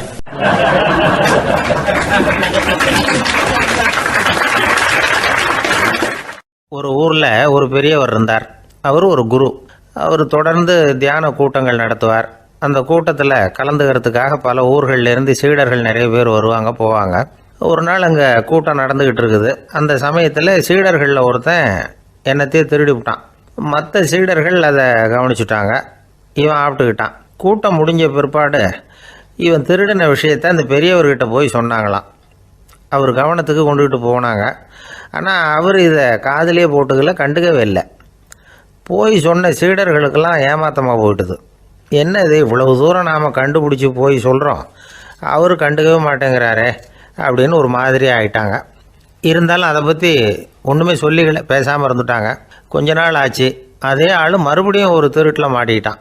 சீடர்கள் மறுபடியும் அந்த குருக்கிட்ட விஷயத்தை சொன்னாங்க. அவர் அப்பவும் வழக்கம் போல் சும்மாவே இருந்துட்டார். இவர் இப்படி இருக்கிறத பார்த்ததும் அந்த சீடர்களுக்கு கோபம் வந்துட்டுது. உடனே அந்த சீடர்கள்லாம் ஒன்று கூடி பேசினாங்களாம். எல்லாருமா சேர்ந்து ஒரு விண்ணப்பம் தயார் பண்ணாங்க. அதை குருநாதர்கிட்ட கொண்டுட்டு போய் கொடுத்தாங்க. அந்த விண்ணப்பத்தில் இவங்க என்ன எழுதியிருக்கிறாங்க தெரியுமா? குருநாதர் அவர்களே, உடனே திருடனவன் மீது சட்ட நடவடிக்கை எடுக்கணும். நீங்கள் அப்படி அவனை இங்கே சேர்க்கக்கூடாது. நீங்கள் சேர்த்திங்கன்னா நாங்கள் இங்கே இருக்கிறத பற்றி யோசிக்க ஆரம்பிச்சிருவோம். அவனை இந்த மடத்தை விட்டே துரத்தி பண்ணணும். நீங்கள் அவனை வெளியில் அனுப்புங்க, இல்லைன்னா நாங்கள் அத்தனை பேரும் வெளியில் போயிடுறோம். இப்படி தான் அந்த விண்ணப்பத்தில் எழுதியிருக்கிறாங்க. குரு அந்த விண்ணப்பத்தை வாங்கி படித்து பார்த்தார். அதுக்கப்புறம் அதை எழுதின அத்தனை பேரையும் கூப்பிட்டாரு. எல்லாரும் இப்படி வாங்கன்னாரு. வந்தாங்க. இப்படி என் எதிரில் உட்காருங்கன்னார். உட்காந்தாங்க. அப்புறம் சொன்னார், இதை பாருப்பா, நீங்கள் எல்லாரும் புத்திசாலிகள். உங்களுக்கு எது நல்லது எது கெட்டதுங்கிறது நல்லா தெரியும். நீங்கள் மேற்கொண்டு ஏதாவது படிக்கணும்னு நினச்சா வேறு எங்கே வேணும்னாலும் போகலாம், அதுக்கு நான் தடை சொல்ல மாட்டேன். ஆனால் உங்களால் குற்றம் சாட்டப்பட்ட அவன் இருக்கானே, அவன் எப்படின்னா அவனுக்கு எது நல்லது எது கெட்டதுங்கிறதெல்லாம் தெரியாது. அதனால தான் திருடுறான். நீங்கள் சொல்கிறது மாதிரி அவனை அடித்து துரத்தி விடுறோம்னு வச்சுக்கோங்க, அவனுக்கு எப்படி நல்லது கெட்டது தெரியும்? அவனுக்கு அதை யார் சொல்லி கொடுக்கறது? அதனால் இங்கேயே இருக்கட்டும், அதுதான் சரி. இதுக்காக நீங்கள் எல்லாரும் என்னை விட்டுட்டு போனாலும் சரி, அவனை நான் விரட்ட மாட்டேன் அப்படின்னு விட்டாரான். இவ்வளவையும் திருடனை அந்த சீடன் கேட்டுக்கிட்டே இருந்திருக்கான். அவன் கண்களில் கண்ணீர். அப்படியே எழுந்திரிச்சு வந்தான். குரு காலில் விழுந்தான். அவன் கண்ணீரில் அவனது தீமை கழுவப்பட்டது அப்படிம்பாங்க. அதாவது சீடர்களுக்கு அந்த குருவோட பெருமை அப்போ தான் புரிஞ்சுதான். ஒரு நல்ல ஆசிரியர் இருக்காருன்னு வச்சுங்க, நல்லா படிக்கிற பையனுக்கு தான் பாடம் சொல்லி கொடுப்பேன்னா அது என்ன பெரிய விஷயமா? மோசமாக படிக்கிறவனையும் மாற்றி காட்டுறேங்கிறது தான் பெருமை. இந்த காலத்து குரு ஒருத்தர் ஒரு ஆசிரமம் வச்சு நடத்திட்டு வந்தார். நிறைய பேர் தினம் வருவாங்க போவாங்க. ஒரு நாள் ஒருத்தன் வந்தான். அந்த குரு முன்னாடி போய் நின்னான். ஐயா, என்ன உங்கள் சீடனாக ஏற்றுக்கணும்னா. அந்த குரு நிமிர்ந்து பார்த்தார். உன்னுடைய நோக்கம் என்னன்னு கேட்டார். ஐயா, உங்ககிட்ட கொஞ்ச நாள் இருந்தேன்னா நல்ல பழக்க வழக்கங்களை கற்றுக்கலாம், அதுக்கப்புறம் வெளியில் போய் ஒரு நல்ல தொழில் தொடங்கி வாழ்க்கையில் முன்னுக்கு வரணுங்கிறது தான் என்னோடய நோக்கம் அப்படின்னா. நீ சொல்கிறது சரி, ஆனால் உன்னால் இங்கே நல்ல பழக்க வழக்கங்களை கற்றுக்க முடியலேன்னு வச்சுக்கோ, அப்போ என்ன பண்ணுவேன் அப்படின்னு கேட்டார் அவர். அப்படி ஆச்சுன்னா என்ன, உங்களை மாதிரியே ஒரு ஆசிரமம் ஆரம்பித்து அதுக்கு குருவாக இருந்துட்டு போகிறேன் அப்படின்னு நானும்.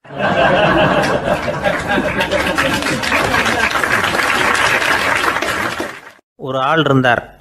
அவர் தன்னை ஒரு குருன்னு சொல்லிக்கிட்டார். மௌன குரு, வாயே திறக்கிறதில்ல.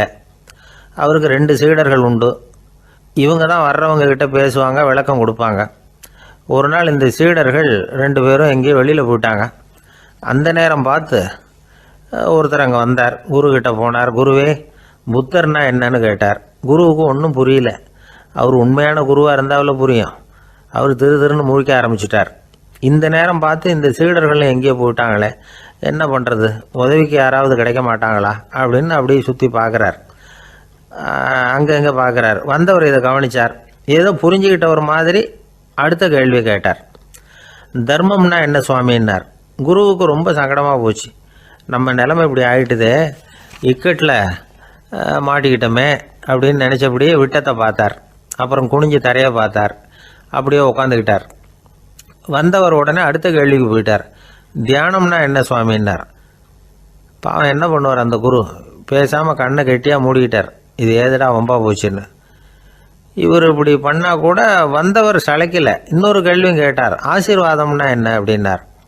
இவர் பார்த்தார். இப்படியே போனால் இவர் கேள்வி கேட்குறத நிறுத்த மாட்டார் அப்படின்னு நினச்சிக்கிட்டு எனக்கு ஒன்றுமே தெரியாதுங்கிற பாவனையில் 2 கையையும் விரித்து காட்டினார். வந்தவர் முகத்தில் மகிழ்ச்சி, மன நிறைவு. ஏதோ எல்லாம் புரிஞ்சுக்கிட்ட ஒரு மாதிரி அங்கேருந்து புறப்பட்டு போனார். வழியில் அந்த குருவோட சீடர்கள் 2 பேரையும் சந்தித்தார். உங்கள் குருவை தான் பார்த்துட்டு வரேன்னார் இவர். என்ன நடந்ததுன்னு கேட்டாங்க. இவர் விவரமாக சொல்கிறார். உங்கள் குரு எவ்வளவு பெரிய ஞானி தெரியுமா? புத்தர்னா என்னன்னு கேட்டேன். அதுக்கு அவர் அப்படியும் இப்படியும் பார்த்தார். அதுக்கு என்ன அர்த்தம் தெரியுமா? மக்கள் புத்தரை அங்கேயும் இங்கேயும் தேடுறாங்க. உண்மையில் அவர் அங்கேயும் இங்கேயும் தேடி கண்டுபிடிக்க முடியாது அப்படிங்கிறத அவர் செய்கை மூலம் உணர்த்தினார். அதுக்கப்புறம் தர்மம்னா என்னன்னு கேட்டேன். அவர் மேலேயும் கீழையும் பார்த்து தர்மம் சமமானது, அதில் உயர்வு தாழ்வு இல்லைங்கிறத உணர்த்தினார். அதுக்கப்புறம் தியானம்னா என்னன்னு கேட்டேன். கண்ணை மூடிக்கிட்டார். கண்ணை மூடி காணுகிற அற்புதம் அது அப்படிங்கிறத புரிஞ்சுக்கிட்டேன். கடைசியாக ஆசீர்வதிக்கப்படுறது பற்றி கேட்டேன். கைகளை நீட்டி உதவுறது தான் அது அப்படிங்கிறத தன்னுடைய இருகை விரித்து உணர்த்தினார். எவ்வளோ பெரிய மகான் அவர் அப்படின்னு சொல்லிவிட்டு அவர் பாட்டு போயிட்டார். சீடர்கள் அதுக்கப்புறம் மெதுவாக குருக்கிட்ட சேர்ந்தாங்க. அவங்கள பார்த்ததும் குருவுக்கு கோபம் வந்துட்டுது. அடே பாவிகளா, எங்கடா போய் தொலைஞ்சிங்க, நான் ஒரு ஆளுகிட்ட மாட்டிக்கிட்டு என்ன பாடுபட்டிருக்கேன் தெரியுமான்னார். இது மாதிரி தான் நாம் சாதாரண மனிதர்களின் புற வேடங்களிலேயே மயங்கி போயிடுறோம். அவங்க பேச்சு, செய்கை, பார்வை இதிலெல்லாம் ஏதோ பெரிய தத்துவம் இருக்கிறதாக நினச்சிக்கிறோம். உண்மையிலேயே அந்த தத்துவங்கள் யாருக்கு சொந்தம்? அவங்களுக்கு இல்லை, நமக்கு தான் சொந்தம். நாம் தானே அதை கற்பிச்சுக்கிட்டோம். நம்மை நாம் அடையாளம் கண்டுக்கிறது இல்லை. நாம் யாருங்கிறது நமக்கு புரியறதில்ல. அதுதான் இன்றைக்கி நடக்கிறது. அதனால தான் அடுத்தவங்களை தேடி ஓடிக்கிட்டு இருக்கிறோம். சில வீடுகளில் கூட இது மாதிரி சைகைகள் உண்டு. சில குடும்ப தலைவர்கள் தினமும் காலையில் கண்ணை கெட்டியாக மூடிக்கிட்டு கை 2ஐயும் சுத்தமாக விரித்து வச்சுக்கிட்டே உட்காந்து தியானம் பண்ணுறது வழக்கம். எதுக்காக அப்படி பண்ணுறீங்கன்னு ஒருத்தரை பார்த்து கேட்டேன். இந்த மாதம் வாங்கின சம்பளம் பூரா தீர்ந்து போச்சு, இனிமேல் என் கையில் சுத்தமாக ஒன்றும் இல்லை, புதுசாக எதுவும் செலவு வச்சுடாதே அப்படிங்கிறத அப்படி உள்ளங்கை 2ஐயும் விரித்து காட்டி அவங்களுக்கு உணர்த்துறேன் அப்படின்னார்.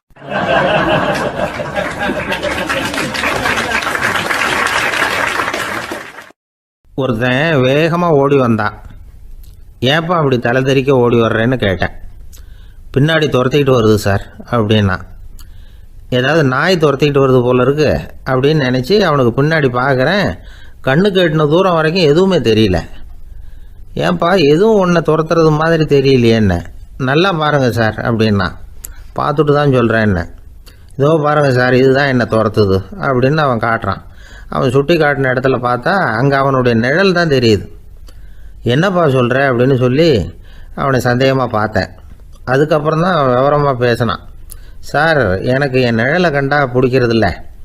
எப்போ பார்த்தாலும் இது என்னையே பின்தொடர்ந்து வந்துக்கிட்டு இருக்குது. இதை என்னால் சகிக்கவே முடியல. இதை என்கிட்டேருந்து பிரிக்கிறதுக்கு எவ்வளவோ முயற்சிகள்லாம் பண்ணி பார்த்துட்டேன், முடியலன்னா. அப்படி என்னென்ன முயற்சிகள் பண்ணினேன் அப்படின்னு கேட்டேன். அவன் என்னென்ன செஞ்சாங்கிறத விவரமாக சொன்னான். அவன் என்ன பண்ணியிருக்கிறான், ஒரு பெரிய குழியை தோண்டி அதில் தன்னுடைய நிழலை புதைச்சிருவோம் அப்படின்னு முடிவு பண்ணிட்டு மண்வெட்டி எடுத்துக்கிட்டு தோட்டத்து பக்கம் போயிருக்கான். ஆழமாக ஒரு குழியை தோண்டியிருக்கான். குனிஞ்சு பார்க்குறான். அந்த குழிக்குள்ளே தன்னுடைய நிழல் தெரியுது.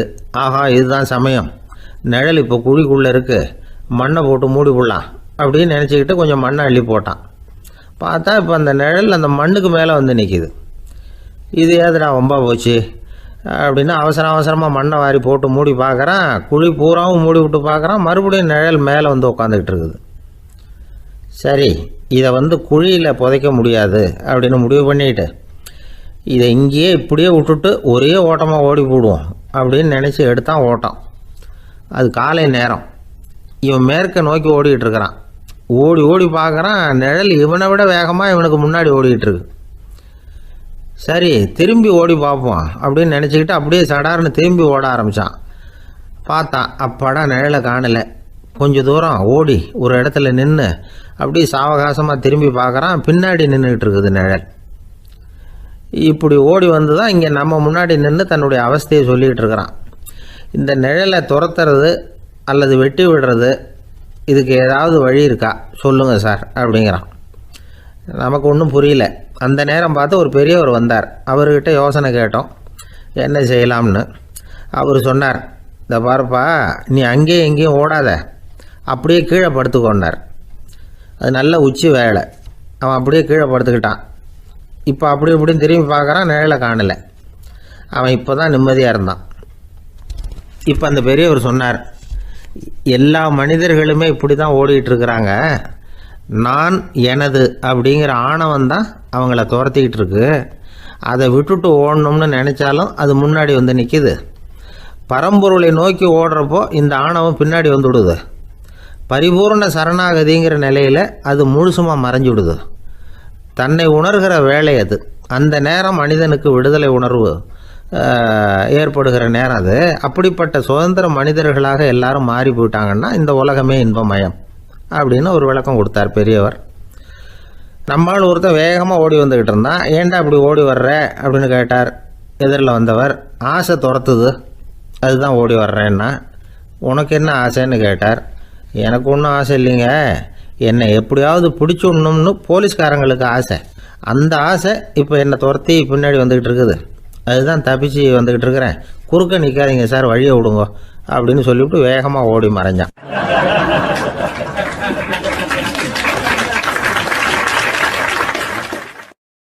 எனக்கு வாழ்க்கையில் ஒரே ஒரு ஆசை தான் சார் அப்படின்னார் ஒருத்தர். அது என்னன்னு கேட்டேன்.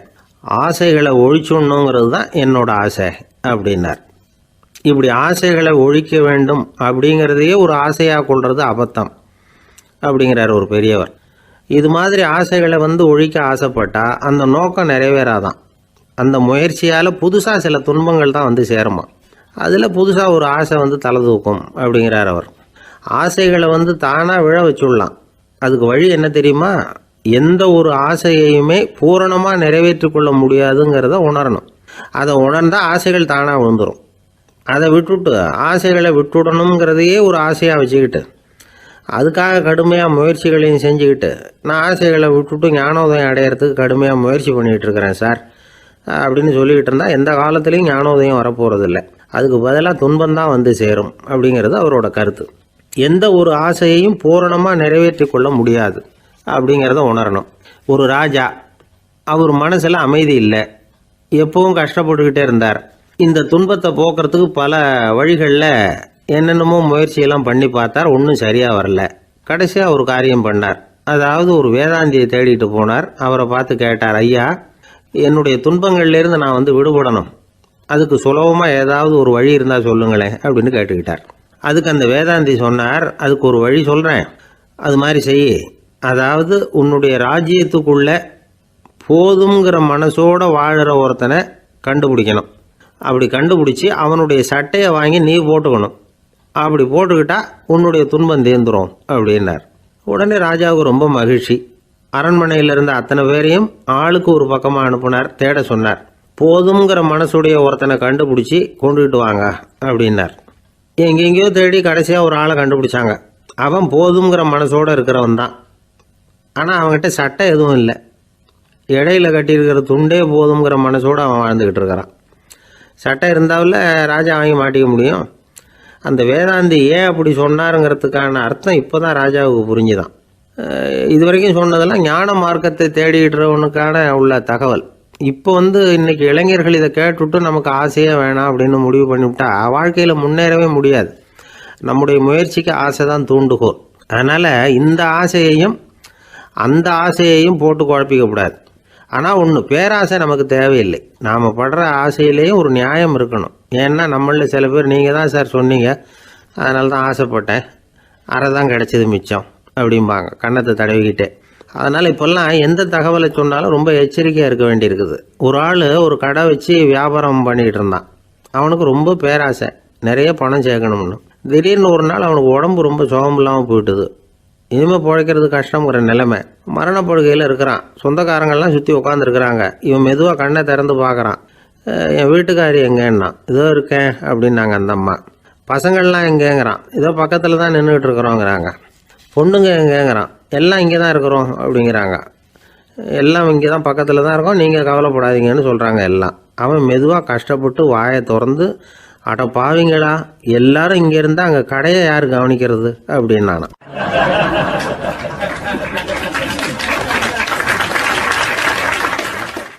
ஜப்பானில் உள்ள ஒரு புத்த விகாரை, அங்கே ஒரு வயசான பௌத்த குரு தங்கியிருக்கிறார்.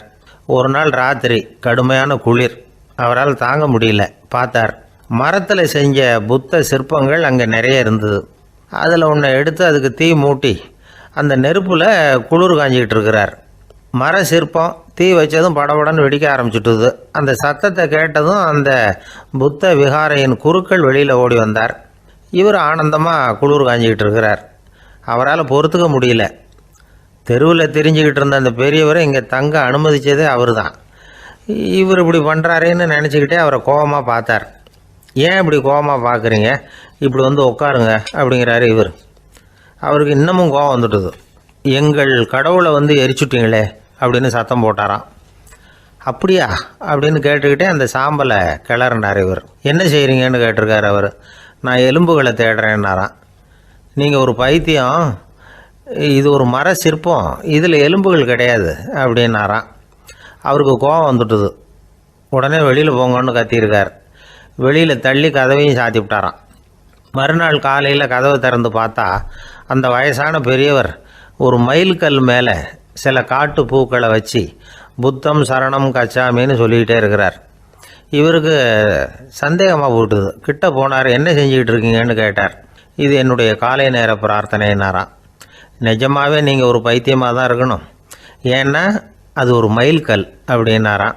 இப்போ அந்த பெரியவர் சொன்னாராம், நீங்கள் ஒரு மரத்தை புத்தராக நினைக்கும் பொழுது நான் ஏன் ஒரு மைல்கல்ல புத்தராக நினைக்கக்கூடாது? நான் புத்தரை எரிக்கலாம், ஏன்னா அவரை நான் நேசிக்கிறேன். அந்த சிற்பம் மரத்தால் ஆனதுங்கிறது எனக்கு தெரியும்.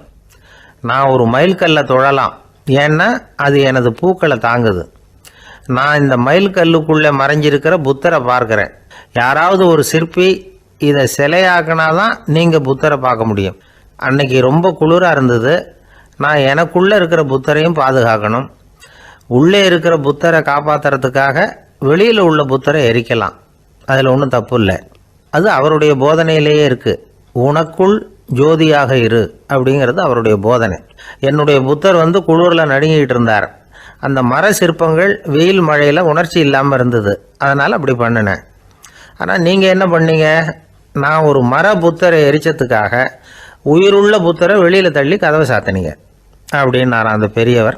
உண்மையான பக்திங்கிறது இதுதான். அதாவது உனக்குள் ஜோதியாக இரு அப்படின்னு புத்தர் சொன்னார் இல்லையா, அது மாதிரி தனக்குள் ஜோதியாக இருக்கிற இந்த காலத்து ஆசாமிகள் நிறைய பேர் உண்டு.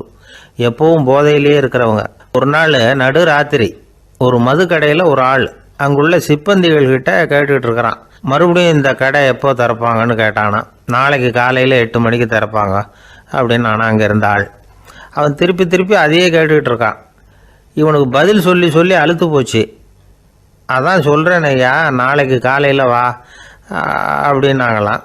அதுக்கு இவன், நான் வர்றதுக்காக கேட்கலையா, நேத்திக்கு வந்தவன் உள்ளேயே மாட்டிக்கிட்டேன், வெளியில் போகிறதுக்காக கேட்டேன் அப்படின்னு நானும்.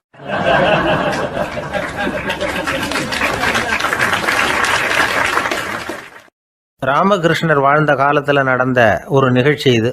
அப்போது ஒரு ஓவியர் இருந்தாராம். அவருக்கு ஒரு ஆசை, ராமகிருஷ்ணர் படத்தை வரையணும், அதை அவர்கிட்டயே கொண்டுட்டு போய் காட்டி அபிப்பிராயம் கேட்கணும். இதுதான் அந்த ஓவியரின் ஆசை.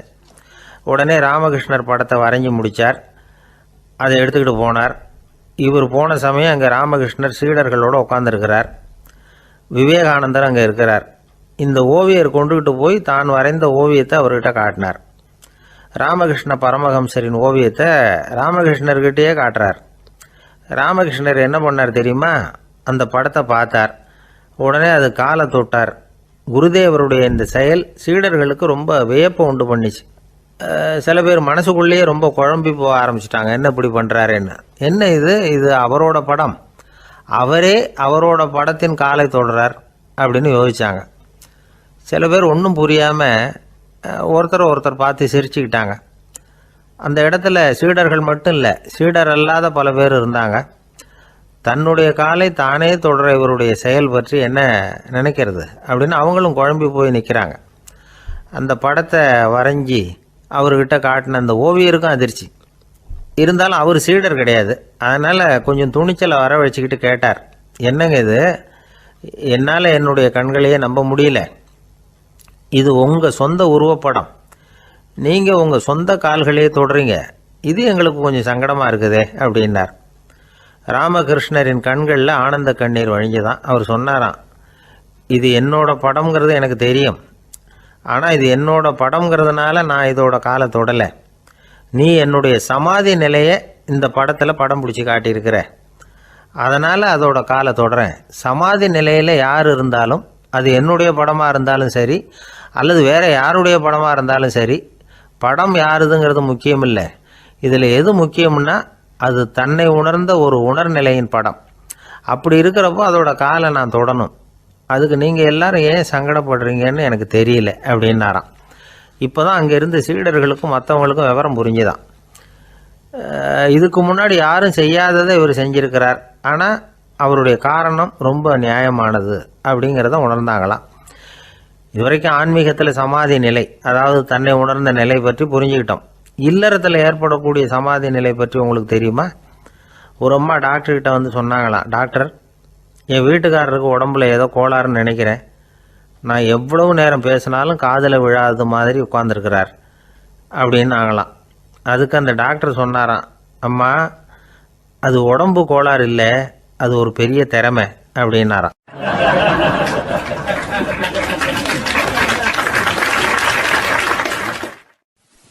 ஒரு ஏரி ஓரமாக 2 பசங்க நடந்து போய்கிட்டு இருக்கிறாங்க. அதில் ஒருத்தன் பணக்கார வீட்டு பையன், இன்னொருத்தன் ஏழை. இவங்க 2 பேரும் போய்கிட்டு இருக்கிறாங்க. வழியில் ஒரு இடத்துல ஒரு ஜோடி செருப்பு இவங்க கண்ணில் படுது. ஒரு விவசாயி அந்த செருப்பை அங்கே விட்டுட்டு பக்கத்தில் இருந்த ஏரியில் கை காலை கழுவிட்டு இருக்கிறார். உடனே அந்த பணக்கார பையனுக்கு ஒரு ஐடியா. அவன் சொன்னானா, டேய், இப்போ ஒரு வேடிக்கை செய்யலாம், அந்த செருப்பு 2ஐயும் தூக்கி எட்டத்தில் வீசி எரிஞ்சிருவோம். அந்த ஆள் வந்து பார்த்துட்டு செருப்பை தேடி அல்லாடுவான், அங்கேயும் இங்கேயும் ஓடுவான், திருன்னு முழிப்பான்.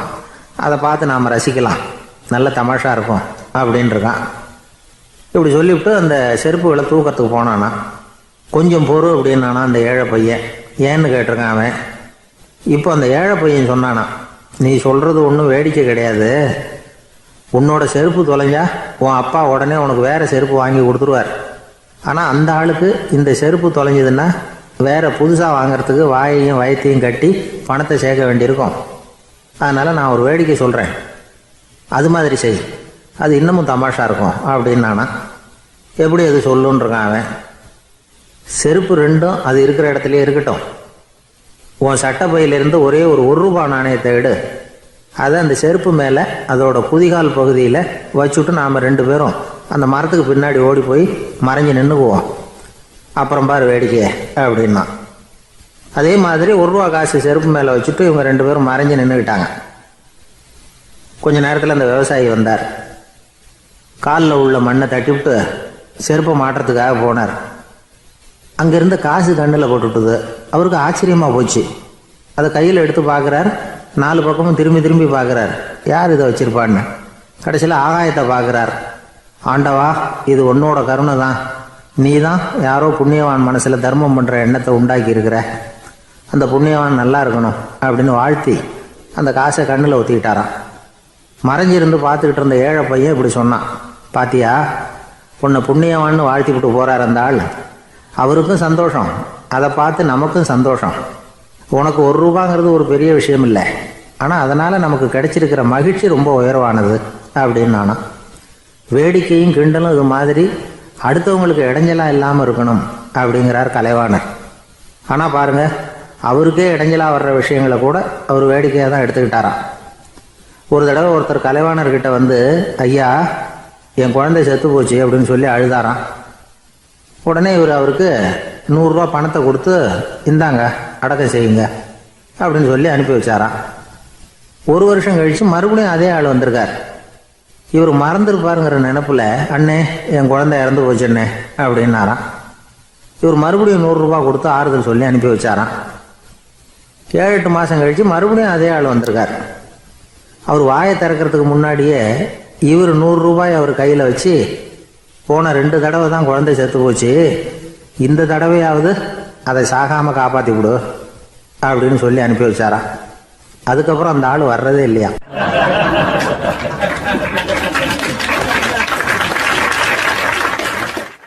ஒரு ரயில் வேகமாக போயிட்டு இருக்கு. அது ஒரு ரயில்வே ஸ்டேஷனில் கொஞ்ச நேரம் நின்றுது. அப்போ அதில் ஒரு ஆள் ஏறினார். தலையில் ஒரு மூட்டையை வச்சுருந்தார். மூட்டையை தலையில் சுமந்துக்கிட்டே உள்ளே வந்தார். மூட்டையை தலையில் சுமந்துக்கிட்டே ஒரு இடத்துல உட்காந்தார். ரயில் மறுபடியும் புறப்பட்டுது. இவர் தன் தலையில் இருந்த மூட்டையை கீழே இறக்கி வைக்கணும்ல, வைக்கல, சுமந்துக்கிட்டே வரார். எதிரில் உட்காந்துருந்தவர் கேட்டார், ஏங்க ஏன் இப்படியே உட்காந்துருக்குறீங்க தலையில் மூட்டையை வச்சுக்கிட்டு, மூட்டையை கீழே இறக்கி வைக்கலாமே அப்படின்னார். வேணாங்க, பாவம், தலையில் இருக்கிற மூட்டையை இறக்கி ரயிலில் வச்சா ரயிலுக்கு பாரம் அதிகமாக இருக்கும் அப்படின்னார் அவர். இப்படி ஒரு ஆளை பார்த்தா நமக்கு சிரிப்பு தான் வரும். ஏன்னா ரயிலுங்கிறது அந்த மூட்டையையும் சேர்த்து சுமந்துக்கிட்டு தான் போகுது. அவன் அந்த மூட்டையை தலையில் வச்சுருந்தாலும் ஒன்று தான், தரையில் வச்சுருந்தாலும் ஒன்று தான். அதனால் ரயிலுக்கு எந்த மாற்றமும் ஏற்பட போகிறதில்ல. அதே மாதிரி தான் நம்ம மனமும். இதுவும் ஒரு தேவையில்லாத சுமை, அனாவசியமாக சுமந்துக்கிட்டு இருக்கிறோம். இதை கீழே இறக்கி வச்சுட்டா வாழ்க்கை பிரயாணம் சுகமாக இருக்கும். ரயில் பிரயாணம் பண்ணுற அந்த ஆள் மூட்டையை சுமக்கிறான், வாழ்க்கை பிரயாணம் பண்ணுற நாம மனசை சுமக்கிறோம். இது ரெண்டுக்கும் எந்த வித்தியாசமும் இல்லை. மனசை கீழே இறக்கி வச்சுட்டா பாரம் இல்லாமல் வாழலாம், பறவைகள் மாதிரி பறக்கலாம், குழந்தைகள் மாதிரி கள்ளங்கபடம் இல்லாமல் வாழலாம். இந்த வெளி உலகத்தில் நாம் நிலை பெற்று இருக்கணும், வேரூன்றி இருக்கணும்.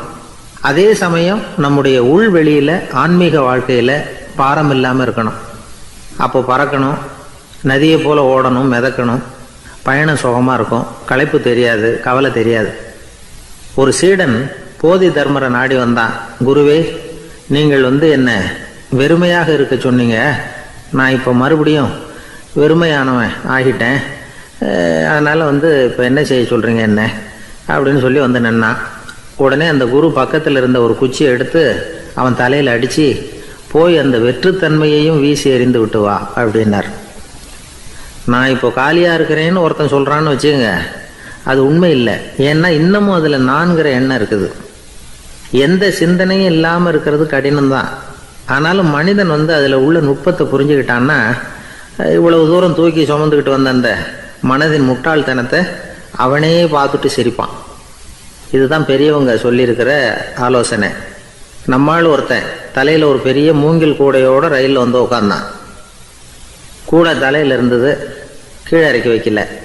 எதிரில் இருந்தவர் கேட்டார், ஏங்க எதுக்காக அதை அனாவசியமாக சுமந்துக்கிட்டே இருக்கீங்க, கீழே இறக்கி வைங்களேன்னார். இல்லைங்க, நான் வீட்டை விட்டு புறப்படும் பொழுதே என் பையன் சொல்லிவிட்டான், கூடையை தலையை விட்டு இறக்கக்கூடாதுன்னு அப்படின்னார். அவன் சின்ன பையன், விவரம் இல்லாமல் சொல்லியிருப்பான். இப்போ என்ன நேரில் வந்தால் பார்த்துக்கிட்டு இருக்கிறான், நீங்கள் இறக்கி வைங்கன்னார் அவர். அவன் நேரில் பார்த்துக்கிட்டு இல்லை, இருந்தாலும் நான் இந்த கூடையை கீழே இறக்கி வச்சா அது அவனுக்கு தெரிஞ்சிடும் அப்படின்னாரு இவர். அது எப்படின்னார் அவர். அவன் தனக்கு டிக்கெட் வாங்க வேணாம்னு சொல்லி இப்போ இந்த கூடைக்குள்ளே தான் உட்காந்துருக்கிறான் அப்படின்னார் இவர்.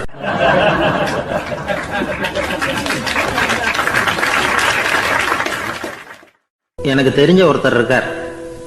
அவர் ஒரு பெரிய காவல்துறை அதிகாரி, ரொம்ப கண்டிப்பானவர். அவரை கண்டாவே எல்லாரும் பயப்படுவாங்க. அப்படிப்பட்டவர் வீட்டுக்கு போனால் அப்படியே அடியோடு மாறிடுவார். அங்கே போய் பார்த்தீங்கன்னா குழந்தைகளோட குழந்தையா அவர் விளையாடிக்கிட்டு இருப்பார். அலுவலக சமயத்தில் பார்த்தீங்கன்னா குதிரை முதுகில் அவர் உட்காந்துருப்பார். வீட்டில் பார்த்தீங்கன்னா அவர் முதுகில் குழந்தை உட்காந்துருக்கும். அவர் குதிரை மாதிரி போயிட்டு இருப்பார். இது எப்படிங்க முடியுது உங்களால் அப்படின்னு கேட்டாங்க. அது ஒன்றும் இல்லை, இங்கே வீட்டுக்கு வந்த உடனே என்னோட மனசை தனியாக எடுத்து வச்சுருவேன் அப்படின்னார். அது என்னங்க உங்கள் சட்டப்பயிலியாக இருக்குது மனசு, அது தனியாக எடுத்து வைக்கிறதுக்கு அப்படின்னு கேட்டாங்க. அப்படி இல்லைங்க, இது ஒரு பயிற்சி, மனப்பயிற்சி, அவ்வளவுதான் அப்படின்னார். இப்படி சமயம் பார்த்து மனசை தனியாக வச்சுவிட தெரிஞ்சவங்க வாழ்க்கையில் எப்பவும் உற்சாகமாக இருப்பாங்க அப்படிங்கிறது பெரியவங்க கருத்து. ஒரு டாக்டர் ஆஸ்பத்திரியில் இருக்கிற வரைக்கும் டாக்டராக இருக்கலாம். அவர் மனைவிகிட்டையும் அவர் டாக்டராக இருக்க வேண்டிய அவசியம் இல்லை. ஒரு வக்கீல் கோர்ட்டில் இருக்கிற வரைக்கும் வக்கீலாக இருக்கலாம். வீட்டுக்கு வந்ததுக்கு அப்புறமும் வக்கீலாக இருக்க வேண்டிய அவசியம் கிடையாது. வீட்டில் குழந்தைகள்கிட்ட விளையாடும் பொழுதும் அதுகள்கிட்ட ஃபீஸு கேட்டுக்கிட்டு இருக்கக்கூடாது. நாம் எப்படி இருக்கணும்னு பெரியவங்க சொல்கிறாங்கன்னா, மனசோட சேரக்கூடாதான். அப்படி சேராமல் வாழ்க்கையை கவனிக்கணுமா. மனசை அப்படியே தனியாக எடுத்து பக்கத்தில் வச்சுடணும். அப்படின்னா அதை அப்படியே தூக்கி எறிஞ்சுடு அப்படின்னு அர்த்தம் இல்லை. ஏன்னா மனசுங்கிறது நமக்கு உபயோகப்படக்கூடிய ஒன்று தான். எப்போ எப்போ அது தேவையோ அப்பப்போ எடுத்து உபயோகப்படுத்திக்கணும். தேவைப்படுறப்போ எடுத்து கண்ணாடியை மாட்டிக்கிறோம்ல, படிக்கும் பொழுது கண்ணாடி தேவைப்படுது, எடுத்து மாட்டிக்கிறோம் இல்லையா, அது மாதிரி கணக்கு போடுறதுக்கு மனசு தேவை. கடைக்கு போய் ஒரு பொருள் வாங்குகிறோம், காசு கொடுக்குறோம், மீதி சில்லறை சரியாக இருக்கா அப்படின்னு எண்ணி பார்த்து வாங்க வேண்டியிருக்கு. அந்த சமயத்தில் மனசை எடுத்து தனியாக வச்சுட்டேன் அப்படின்னு சொல்லிகிட்டு இருக்கக்கூடாது. பரீட்சைக்கு படிக்க வேண்டியிருக்குது, படித்ததையெல்லாம் அப்படியே நினைவில் வச்சுக்க வேண்டியிருக்கு. அந்த சமயத்தில் மனசை தூக்கி எறிஞ்சுட்டேன் சார் அப்படின்னு சொல்லிகிட்டு இருக்கக்கூடாது. அப்படி சொன்னால் பரீட்சை நம்மளை தூக்கி எறிஞ்சிடும். அதனால் தேவைப்படுறப்போ மனசை உபயோகப்படுத்தணும், தேவையில்லாதப்போ அதை தனியாக ஓய்வு எடுத்துக்க விட்டுடணும். இப்படி நாம் பழக்கப்படுத்திக்கிட்டா வாழ்க்கைங்கிறது நமக்கு புதுசாக தெரியுமா. மனசுக்கும் ஒரு சக்தி கிடைக்கும். எந்திரங்களுக்கு ஓய்வு கொடுக்குற மாதிரி மனசுக்கும் ஓய்வு கொடுக்கணும், இல்லைன்னா அது களைச்சி போயிடும். குழந்தைகள் மனசை சுமந்துக்கிட்டு இருக்கிறது இல்லை. இது முதியவர்கள் குழந்தைகள்கிட்டேருந்து கற்றுக்க வேண்டிய ஒரு பாடம். ஆனாலும் இந்த கால குழந்தைகள்கிட்ட ரொம்ப எச்சரிக்கையாக இருக்க வேண்டியிருக்கு. ஒரு தாத்தாவும் பேரனும் விளையாடிக்கிட்டு இருக்கிறாங்க. தாத்தா, எனக்கு சைக்கிள் ஓட்ட கற்று விடு அப்படிங்கிறான் பேரன். சைக்கிள் உயரம் கூட இல்லை, அதுக்குள்ளே சைக்கிள் ஓட்டணுமா அப்படின்னார் தாத்தா. ஏன் தாத்தா, ரயில் ஓட்டுறாரு, அவர் என்ன ரயில் நீளமாக இருக்கார் அப்படின்னு கேட்டானா அந்த பையன்.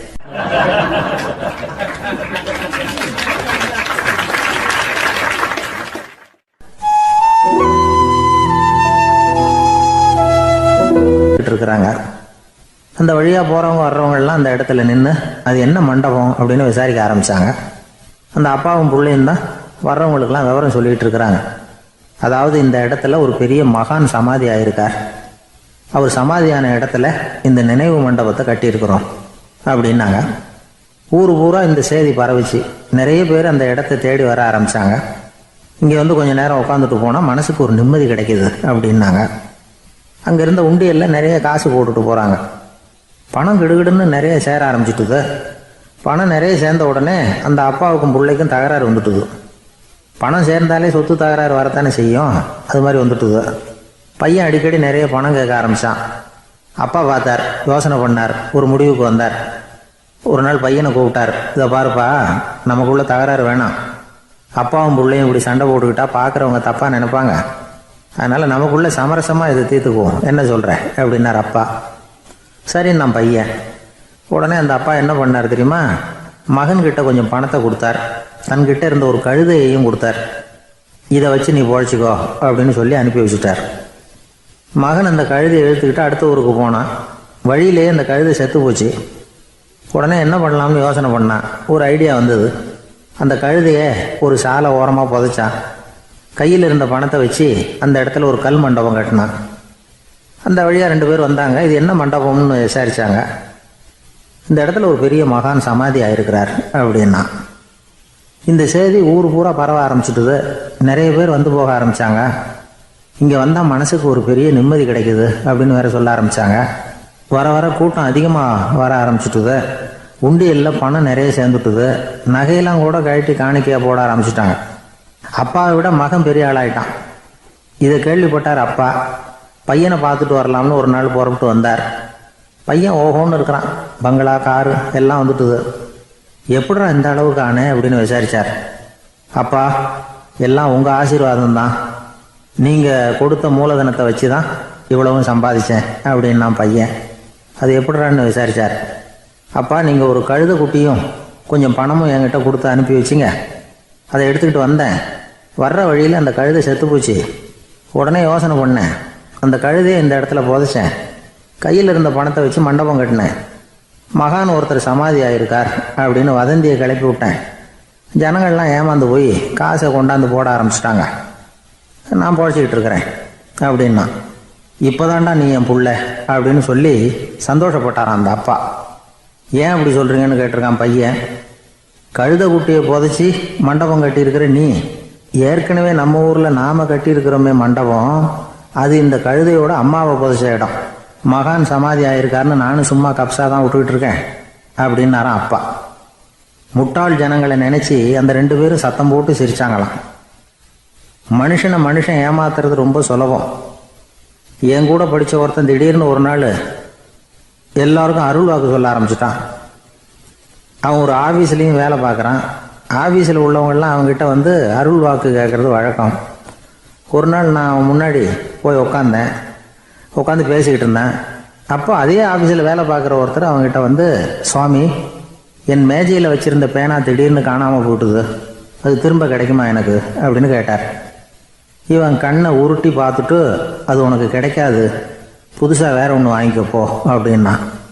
சரின்னு அவர் போயிட்டார். அவர் போனதுக்கப்புறம் நான் மெதுவாக இவனை பார்த்து, அது எப்படிறாது, அது உனக்கு கிடைக்காதுன்னு அவ்வளோ உறுதியாக அவர்கிட்ட சொன்னேன் அப்படின்னு கேட்டேன். இவன் மெதுவாக என் காதுகிட்ட வந்து, அந்த பேனாவை கிளப்புனதே நான் தான் அப்படிங்கிறான்.